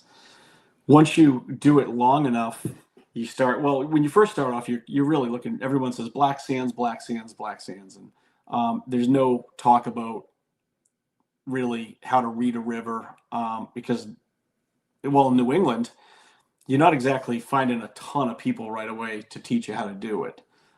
There are groups now that have developed over the years, but everybody always does black sands first because that's what they learn from the shows and stuff. And once you get into it more, though, you start looking at geology maps and you start stringing things together. You start kind of understanding there's volcanics and the way that these pyroclastic, the way that everything kind of blows up and heat's created. Well, you already know quartz when you first start prospecting because everybody says quartz, black sands. So we'll add quartz to that. But then once you start looking at geology maps and you start kind of seeing patterns, and for me, how I kind of learned how to find gold, and when I say find gold, it's not like I'm finding like all this crazy amount of gold. I go out and I can consistently find it because of the things that I've failed at, the things that have not worked for me. And then, oh, okay, this type of mineral is always showing up here. This type, like garnets. These are almandine garnets, which I mentioned earlier. These are actually for this jar is for Richard. He's in our group because he's putting those in a tumbler. He had told me before if I have any garnets so I've been saving these for him. Big garnets, big gold in New England. Garnets are one of those things where it takes a lot of heat. It takes a lot of things to happen to create these garnets. Black sands, hematite, magnetite are going to be found in and around these garnet areas. Stuff like pyrite. Pyrite you're going to find. And pyrite fools gold. You're going to find pyrite in some of these areas. Schist. Schist is another thing where the gold is leaching out of some of the schist. There's been an argument. Many people have said that there's lode gold in Vermont, and I'm on that wagon that there is lode gold in Vermont as well as placer gold. Placer. There is. Tilled in. So quartz, hematite, magnetite, garnets. These almandine garnets are pretty specific to some of the areas that we dig. Even though grossolite garnets are the gemstone for Vermont. So quartz, black sands, hematite, magnetite, clay. When you can find a clay bottom and you're in an area that has these things, just keep scraping that clay. It depends. Some areas get blown out. Bedrock, where you get deteriorating foliated bedrock in some areas, and you're still finding these things present, it's a good chance it's probably gold that's still stuck in that stuff, that's stuck in that material. Reading the river, that's another one as far as seeing how the rocks line up. That's one that takes you a while to kind of see it, because you can step way back downstream, look upstream, and see different anomalies in the brook system. We're mostly in brook systems, some bigger rivers, but mostly brooks. When you see certain boulders that are placed certain ways and you start to see, you're like, wait a minute, something got pushed like that. If you follow the bank, if you're looking at the bank line on a lot of these brooks, you'll sometimes see the bank will go like this and it'll kind of come in and then go back out. Well, there's a low pressure zone right there. How'd that low pressure zone get formed? How did the bank all of a sudden start eroding there? Well, that was pushed at one point, but then the main flow lowered, slowed down, and started going past that. Now it's low pressure. Start following past that. Start looking at your boulder lineups. It's kind of like a puzzle that nature starts telling you. And that stuff's all for where gold drops. You want to learn those things to see where the gold's dropping out. When I go out and I film these videos, it's funny because I just feel like a bozo, just like a dude with a camera, like just doing whatever. But I try to show, like, if I'm not finding gold, I want you to see, hey, I'm not finding gold like this. This isn't working. And even when you're editing too, you learn, you're like, oh, that didn't work and then I can look back at some of the footage and be like, wait a minute, I didn't see this while I was there. I was so hyper focused on this one area, but now I'm looking at footage of that day and I see this rock pattern off in the background of the footage. I go back there and I find gold over there. So it's like sometimes when we're prospecting, we get tunnel vision for where we're digging instead of looking for the big picture, the wide scope of the brook. So I don't know if that answers the question. It's kind of like it's minerals, different minerals. Definitely want to look at geology. It does depend where you are too. Like we'll say Tammy, the nugget shooterette. Yeah. She would look at washes and stuff to learn how to read a wash, where hearing we have no native occurrences like you would in Vermont, New York, Massachusetts, Maine, and New Hampshire. We have all glacial, so we tend to read the river in different ways and look for different signs. But then again, there's always something that joins all of them. Right. Well, the something that joins all of these in some of the areas in the Northeast that I go to.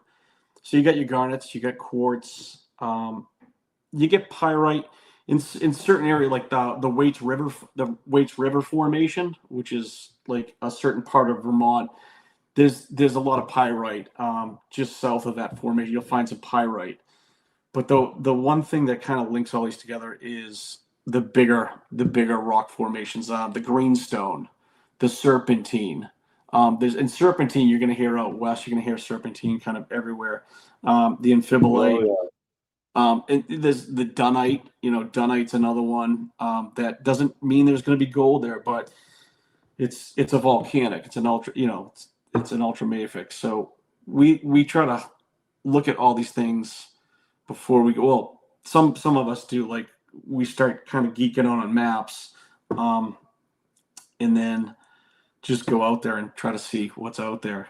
And sometimes you find more than you thought you were gonna, and sometimes you find two fly poops or one fly poop, and you're like, well, and every element could line up, but that's prospecting, and it's also a matter of feet. You could have been 20 feet from something that was maybe a little pastry pocket, There's one saying I like saying because it does apply.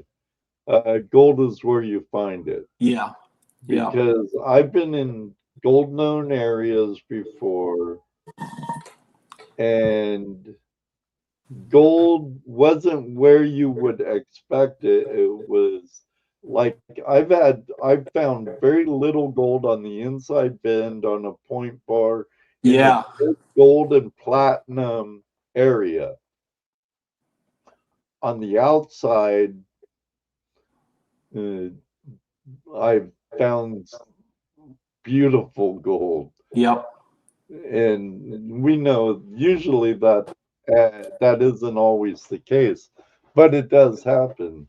Well, it's funny. One of the things with the inside bends too, and especially when you get into small brook systems, like we have in the Northeast, we have a lot of small. They're totally different in a small canyon stream than it is with a big river. It's such a condensed, it's like such a condensed environment. There's instances where an inside bend that looks textbook is just not holding gold. But if you look at the opposing bank and you see maybe it's turning around a corner this way, look on that hump, look on that haunch right there. If you see a pile of rocks right there, that's flood stage water jumped that next bend. It jumped over the whole thing. So you start seeing those things. If you look on the other side of it, a lot of times you'll find a big silt line. You'll find silt or whatever. all that stuff dropped off. So you kind of got to look at what got bypassed. Here's another question from Yahoo Prospecting. That's Terry's other channel. James, what the big piece of gold you find? So for pickers in the Northeast, I have not found a big nugget or anything.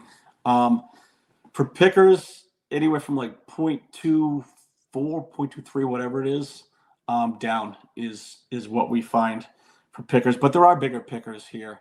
I have some in this little thing here. I don't know if I can get them out. I think there's one that's like 0.2 something in here. I'm not gonna. This is kind of like, I don't want to ruin that, but they're not giant. They're not giant. So they're just. I wish there was. I was finding gram and a half nuggets. Guys do find them in Vermont. I think if I concentrated more on one particular area, I'd have a better chance instead of bouncing around as much. But the last year, I think I've been more exploring up one particular brook more than usual. So I don't know if that makes sense. But yeah, 0.2 something would be the answer. So not giant, and that's grams. So you'll get it one day. Yeah. Yep. So one day. And of course, we all want big gold. We all want nuggets. But the truth of the matter is, there's a heap load more fine gold and micron gold in the world everywhere than there is anything else. Yeah. This little pan here is 9 grams, and there's so much flour in here. There's a ton of flour. I break down the mesh stuff when I get home, and sometimes I'll go up to even 60 mesh. Some people go to 100, but 60 I can usually get, even the fine stuff, the stuff that's like 100 mesh plus that falls through the 60. But we get a lot of fine gold too. We do get a lot of like 30 mesh. We get 20 mesh gold. And you'll see in some videos that people put online in Vermont, there will be some some gram pieces, some good stuff. But me, I just get a lot of flour, a lot of 30 mesh, a lot of this 10 mesh, this some 8 mesh, and then you'll get pickers. So just not giant ones. If anyone noticed hiccuping a little in the stream, it's because I'm opening up the giveaway tool. Man, time flies by. And see, I told you I started having some question stuff prepared. But I never looked at it. I never touched it with shooting from the hip, Well, we could have talked about carpentry. We would have both gone down that hill. Yeah, we could have. But who wants to talk about work at on a prospecting show? We started off with surfing and skating, but that was love. You can take the beach bum away from the beach, but you can never take the beach away from the beach bum. Yeah, I get that. In the ocean cures, I think, like, you ever just have one of those days, just like, you get in the salt water for like 2 hours, and you're just like, I'm good now. Yeah, I'm good. It just solves everything. David Villa, our chat room comedian and good friend, wants to know, were you treated by a bear ever? No. I've seen a lot of bear. I saw a little one that I think knows English. I put him on the channel because I asked him if he was coming down, and he ran down the tree. The little guy. But I get bear on my property. I get property in Vermont. I get 10 acres up there, and it was very cheap land. Nice. And basically I bought that at a good time. And there's one bear on the land. I call him Scooter, because I would see him. He would come over to me. I've seen him, a handful of times, and he would just always get closer and closer every time I saw him. And I would just yell "Scooter" to him, and he would just run off. So he's a little runt. He looked like he had a hard life, a little gangster bear. So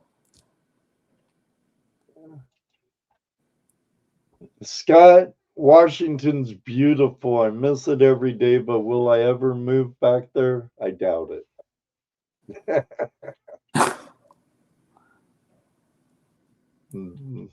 Okay. Shoot. Again, I'm prepping for a giveaway, but if you have any questions, put Q's in front so I could see it. And I'll still ask them, but geez, time flies, man. Time flies. I know that went quick. It does a lot of times. Sometimes way too quick. Sometimes terribly too quick. Well, I think I told you, I was kind of like, oh man, like just being on a camera. Like, it's different when you're outdoors. That's kind of like you can hide behind that. You know what I mean? Just being outside. So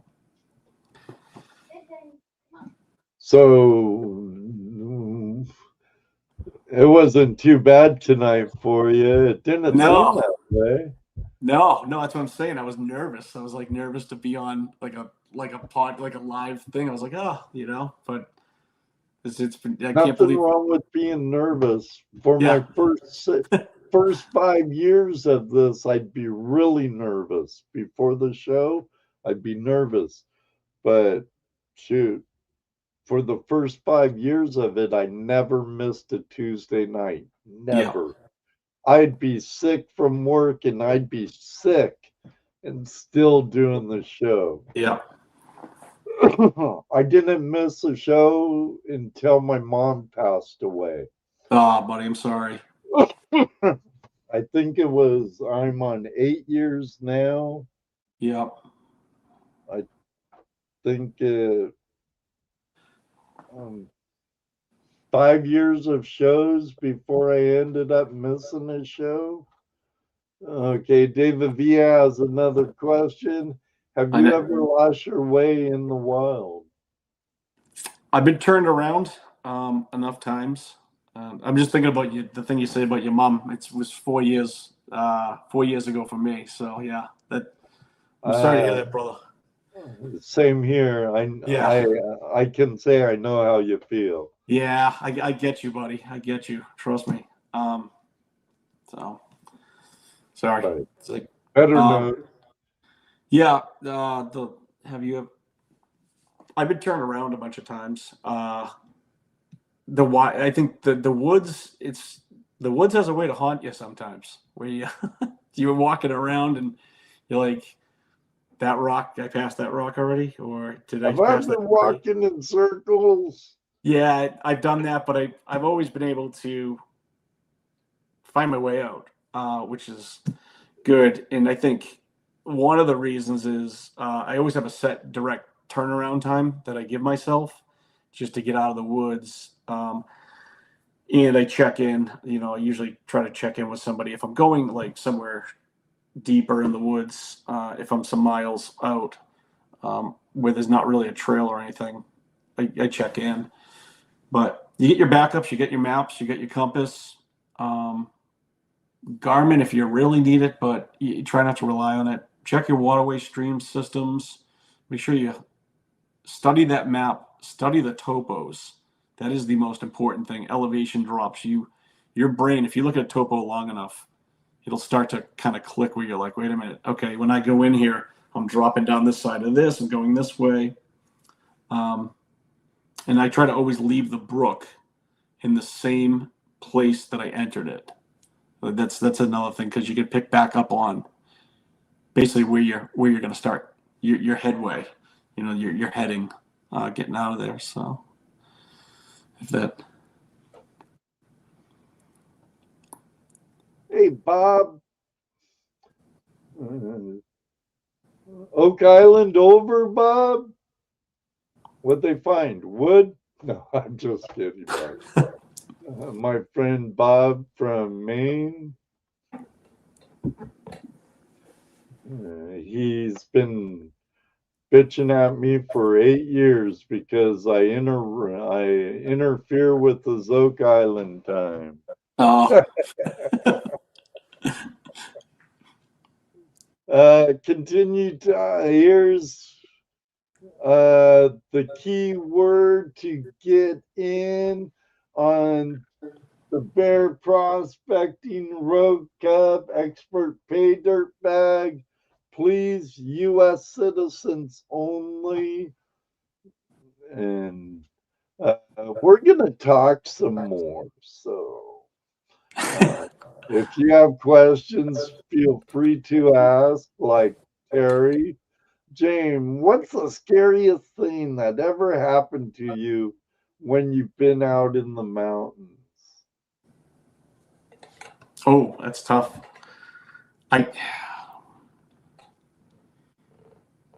I would say not. Well, there's a couple of lightning. As funny as it sounds to say lightning, I don't know if that sounds. I don't know, but like I've been very, very close to lightning strikes, which kind of freak you out. Here's a date I'll never forget. Is December 12th, 1999, Mount Washington. Peak wind gust was 125 that day. I was on that. We were on Lion's Head. I was with my buddy Griff, and it sounded like a freight train coming over. Complete whiteout, and temperature dropped. Whatever they say with the storms, millibars or pressure dropped, and it felt like another planet, like right away. Right. I walked out on a moose at the bottom of Mount Hancock, which is in New Hampshire. And it was during the rut. It was during the rut season. I came around a series of switchbacks, and there was a moose there that because their olfactory nerves are so big. It's, I'm reading up on it after this had happened, like just studying moose now, because now I'm kind of obsessed with moose.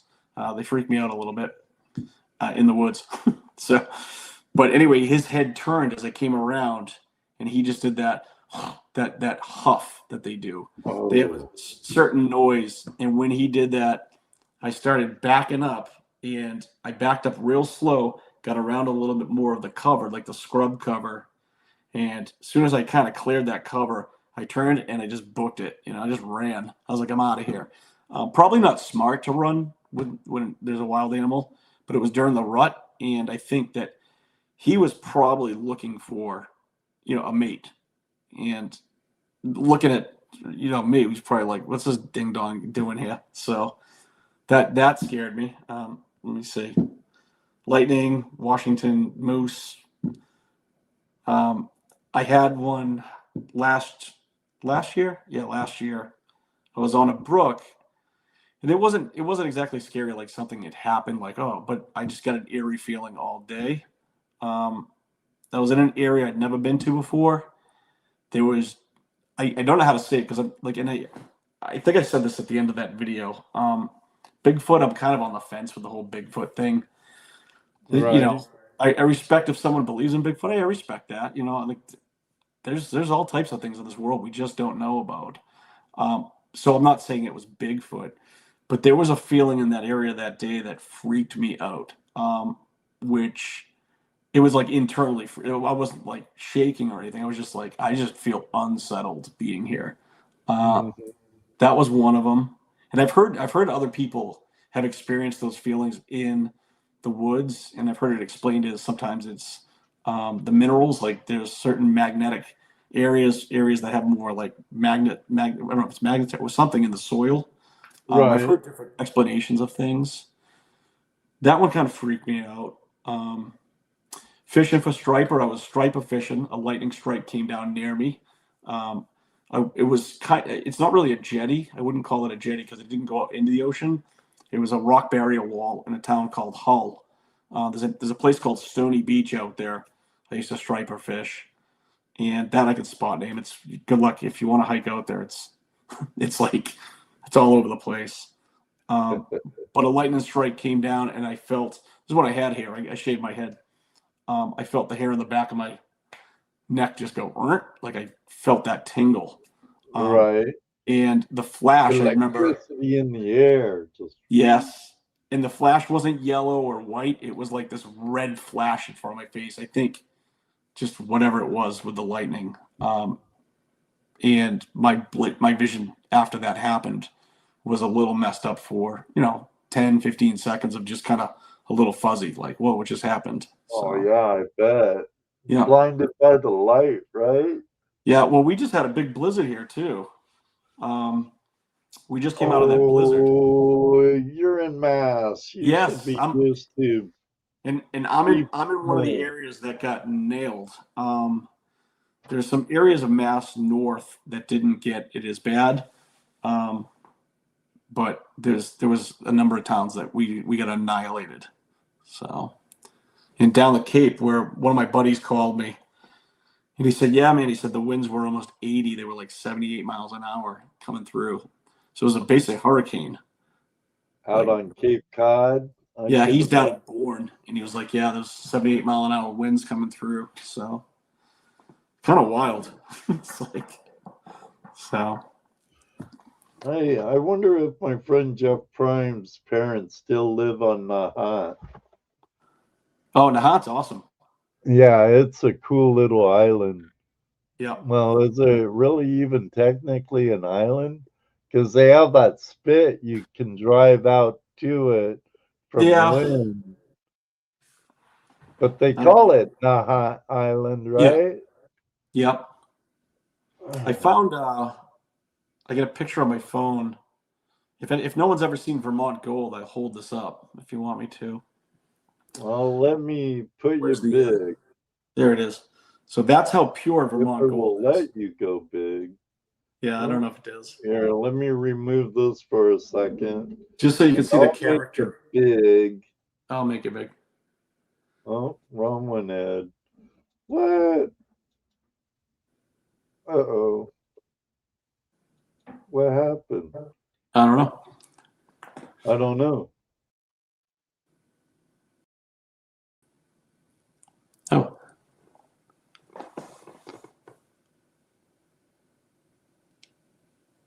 I don't know if Ed's there. Oh, there you are. I was backstage. I took some stuff off of my thing that I probably should have left on. Because go ahead, show it now. So I want to show this more so people can kind of see the color. Vermont Gold's very pure. There's different things you'll hear, like it's 20 carat, 22 and a half carat. But basically it's over 20 carat, but I do believe it's probably about 22 carat roughly coming out of the ground. But we were talking earlier about lode gold. Oh, are you there? Yeah, I'm here. I'm trying to play with stuff so I could get you up and still be there and still hear you, and you still hear me. So this is now you're big and I'm small. Yeah. So. This is going to look big on a screen on my phone, but this is like a 0.2 something gram picker, but you can see the character of the gold and the color. The purity is really pure in Vermont too. Vermont Gold is so pure. It's just like when it hits you, it's like, whoa, like it's when you see it in the pan, it's crazy looking. But the character, the way that looks, it didn't travel far. That did not travel far from the source. And that's why, a lot of us think that there's lode gold up there. Because when you see it, you're like, that doesn't look like it's been pushed from Canada in a big glacial disaster. Oh, David wants to lick it. Sicko. How many months are your gold getting seasons? This year I didn't do any winter, and it's because we got completely like frozen out this winter. Some guys got out I think maybe a day, maybe 2 days, maybe this winter. But everything's frozen solid. Last year I was able to get out during the winter. You just bring a crowbar and you just beat the ice and work your way through. Before the winter's here, so the answer is probably 9, 10 months. I'd say you can go 10 months. There's 2 months of just really, really deep freeze. But last year I got to prospect through the winter, but not this last winter. Not the winter we're in right now. So Right. too much ice, way too much ice. Yeah, it's a lot of ice here too. We don't get dumped on as much as you do, but Yeah. I'm gonna go grab some. I had like 10 inches in my yard for quite a bit of the winter. That's it? Yeah, I'm moving to we Ohio. don't get a lot. We get a lot of drifts. I had a couple of 2-foot drifts, It ain't Yeah. like where I lived in Washington. I could go to sleep with the dusting and wake up with 3 feet solid or 2 feet jeez. solid. Yeah. Back in Skagit Valley, Washington. Yeah. So you know what we just went through here. It's the same thing. It's just like Yeah. it's not welcomed because the winter in New England started, I think, even though it was still fall, it started getting cold in October this year. It started getting like cold. It was like, huh. Normally it doesn't start getting really cold till like Thanksgiving on, maybe get mild till like first week of December. Then it starts dropping pretty rapidly. But this year it was in October. I can't remember if it was like the third week of October it was cold, but it started getting cold. So Mountaineer Matt, thanks for jumping in. Oh, he does metal detecting, right? Yes. Yeah, I've seen his channel. Yeah, he does a great job. He does a great job. I'd love to get Matt on the show. Yeah, he does an awesome job, man. Yeah. Because I believe, you know what? If he's still on, I think he was one of the reasons I ended up pulling the trigger on this Axiom, because I watched a bunch of videos. It might be him. I think he did an Axiom versus something else video. I'm pretty sure. If that's, yeah, I think that was him. So because I debated Matt or Nico. I think Nico did a bunch on the. I believe Matt and Nico and Jeff Williams and Dan Hurd were at that big Garrett detecting hunt.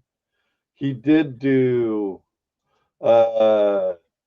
he did it. Yeah, the Axiom versus the SDC 2300.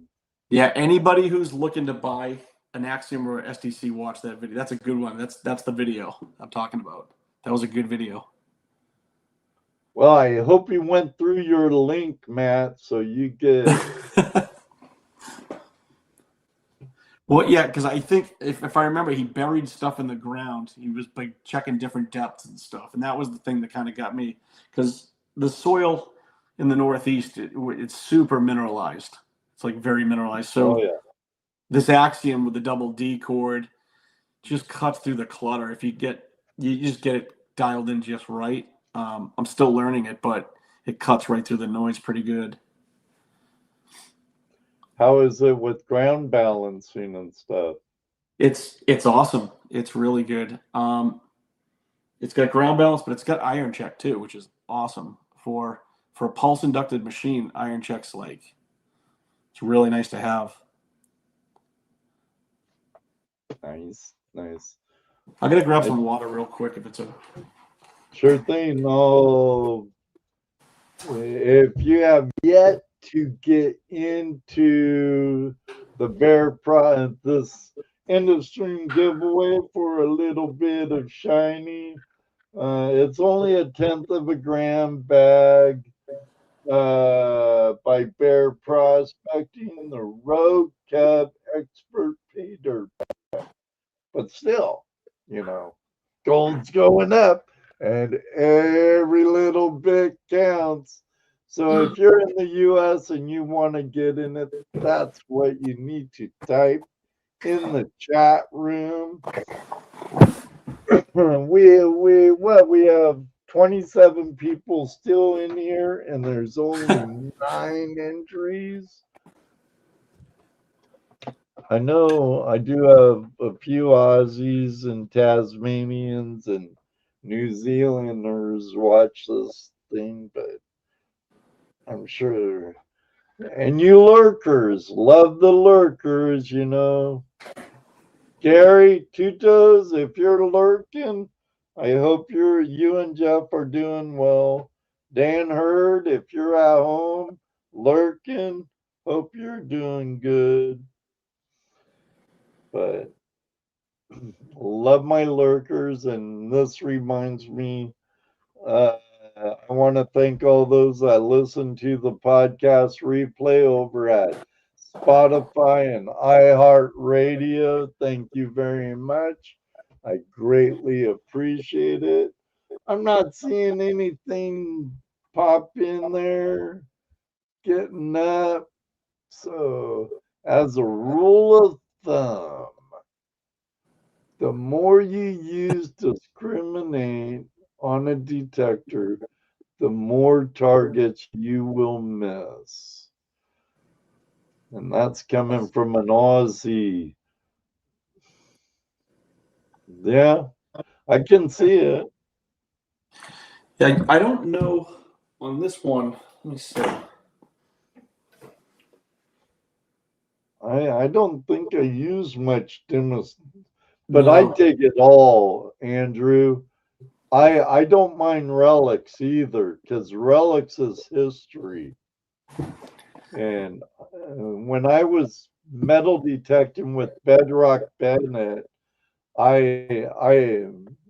Matt, you probably know Bedrock Bennett, but when I was prospecting with Bedrock Bennett, I actually, because the area, we were working worked with the old 49ers, I actually found a mold, a brass mold for like making buttons.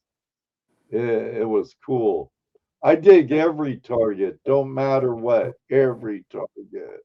I've been doing that too, Ed. Just trying to learn the machine, and it's helped to dig every target and to get skunked. You're like, oh, hell, skunko, this is great, but just learn what that noise means, like that certain noise. Bedrock Bennett, he's a legend. He's a legend and he don't even know it.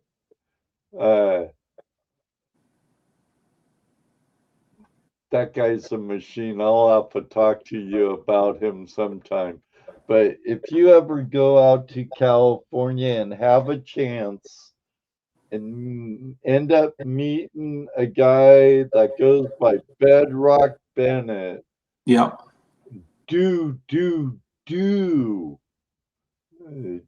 Don't pass the opportunity to hang and prospect and detect with that guy.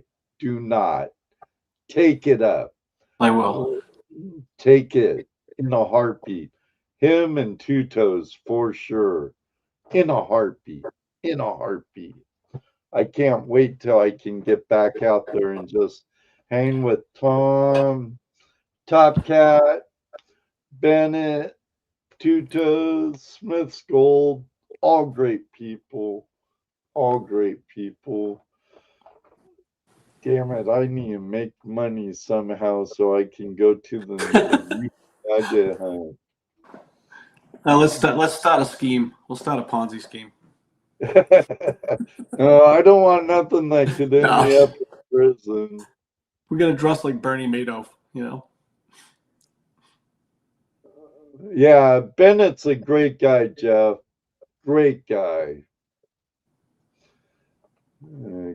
Great friend, good friend too. He could be lurking in here. You never know, but usually Bennett, he'll catch the replay. All right. I hear that, Ed. Elusive money. I know, Jim. I know. It sucks. What's the Rogue? It says on the screen Rogue Club. What's that? It's the pay dirt bag. Better Okay. type in the room.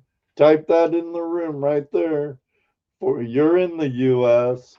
for your chance to win a pay dirt bag by my friends over at Bear Prospecting.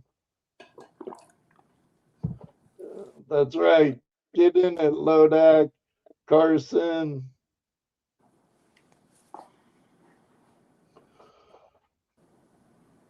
Oh, there's 11 people in there now. Yeah, 12. 12. Get in on it. Get in on it, Brad. No, you're too lucky, Brad. Just kidding, Brad. Brad's a great guy, too. Rocky Mountain Prospector, he's a great guy, too. Get in on it, Mike. Y'all get in on it. It will. You're typing it wrong, though, Mike. Gotta be just like that right there. Play on words. Not rogue like the river. You know, the great river in the road, great gold in the Rogue River.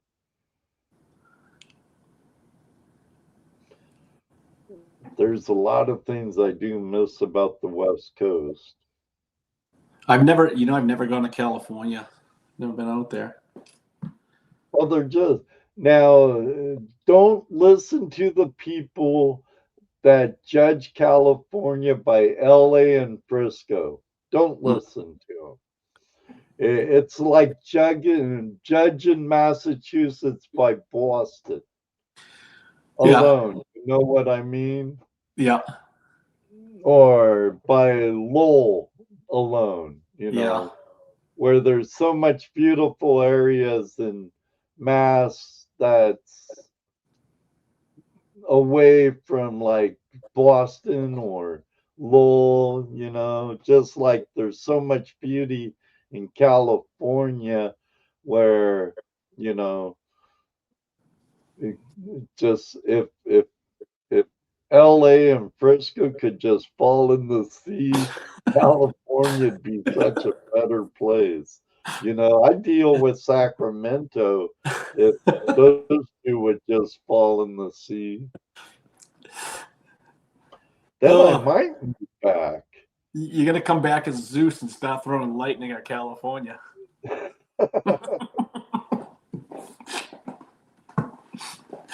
Oh, man. Needles,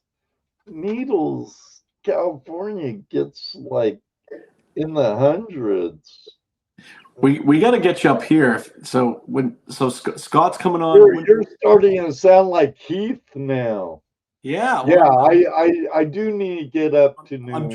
I'm jumping on his bandwagon. We got to get you up there here. You go.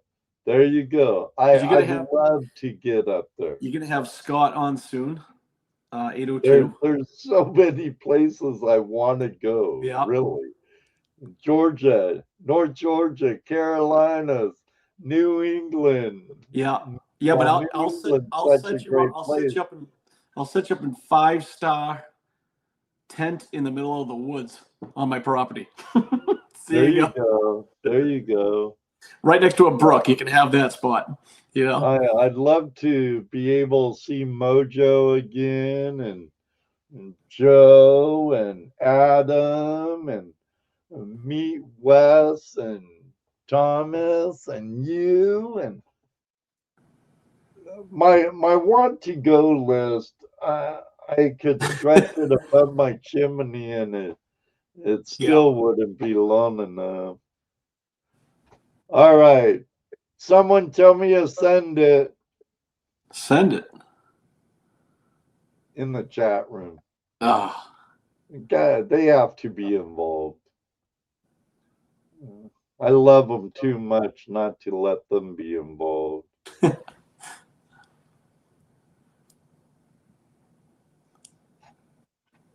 And Brad said, send it. Good luck, good luck, good luck, as Charlie would say. Carson! nice. Yeah. All right, Carson, I already have your address, brother. I'll forward that to Annie and Bear over at Bear Prospecting. Congratulations, brother. Congrats. Carson, his channel name's Carson Prospecting, but you know how it is with YouTube now and live chat. They've totally wrecked it. You hear me, YouTube? You wrecked live chat. But Carson's a great guy too. What's the channel called? Carson Prospecting. Carson Prospecting? Let me look it up. Mr. Lodak, could you drop or Brewer, can you drop Carson's channel in the live chat? Oh, I think I found him. Hold on. His handle will be what's in the room. Yeah, I got him right here. Yeah, he's a great guy. I've had the privilege of hanging out with him when I was in Orange County for my mom's funeral, and got to be with him again on the river here a couple of times. And there'll be more times. There'll be more times. That's right, David Villa. Carson's a wiener.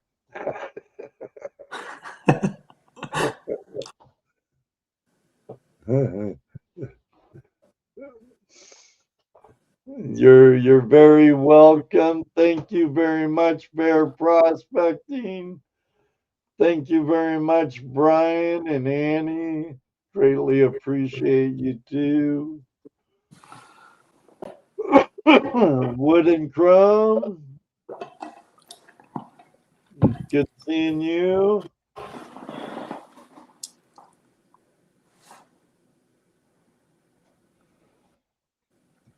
I'm actually surprised Brad didn't win, Jim. You know, the way that guy is. I'll be looking forward to seeing you at the Gold Show, Brian. I need to get a trailer for my 4-inch dredge. I have a 4-inch dredge now. Just picked up a new wetsuit because my wetsuit's more like I had a 3 mil wet full suit. Yeah. And I wanted something that would keep me a little warmer. So I got a new 2-piece Farmer John 5 mil. And to be honest, I couldn't have done it without all these people and all these awesome people. That's awesome. Yeah. 5 mils are good too. So 5. Yeah, and it's a Farmer John, so I'll have 10 mil in my chest cavity and in my growing. So, so I can't wait to use it. I need to suck some gravel. Oh, I gotta make this bigger. Oh, there we go. Annie or Bear, I'll send you the address. I have Carson's address, so I'll send you his address and his name. Everybody, gee whiz, time flies, James. Yeah. Hopefully you'll feel like coming on again in a year or so. Yeah, man, it'd be great to come back on and talk to you. So I enjoyed this. And thank you everybody for the questions too. It was an awesome question. It made me think. Some of those questions really made me think. I'm like, Oh man, because some things you when you just how life goes for everybody. We don't think we're just existing. So See you on the job tomorrow, Devin. I might be a little behind, show night. See you on the job. Dredging sucks. You're 100% correct.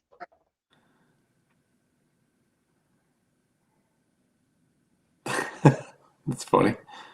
You got Andy a 4-inch dredge now too, so you have 2. Nice. Nice. I need to get a trailer for my 4-inch, and I don't want to shell out a ton of money because I'm a poor white boy. Everybody, next Tuesday night is Open Line Tuesday, where if I remember, I'll open up the line. But again, our friends over at the Matt Cave, Dave and Tim Peterson from Prospector Dream, will be having another giveaway. Probably, yes, it will probably be one of these cute little fellers right here.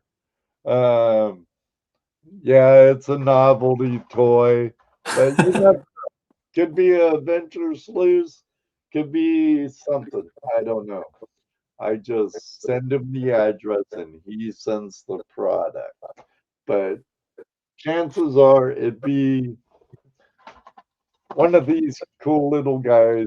And believe it or not, it does catch gold. But that's next week. And I have a great lineup of guests next month. Everybody, I need to get set up. So until next time, may you always have a flash in your pan. And you know what I like to say, because it does happen.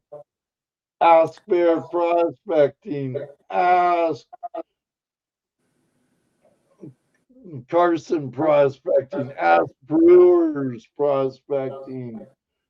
And pretty soon you could ask Archaeology and Gold. Ask Heath Doty. It does happen. Maybe one day too.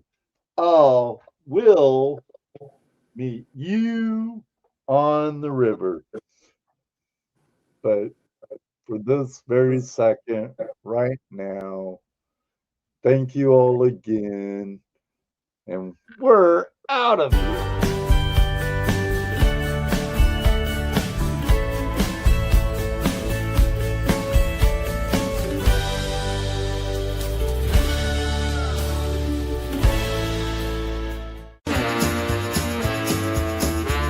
Tuesday night Hangout Live, we've had our fun.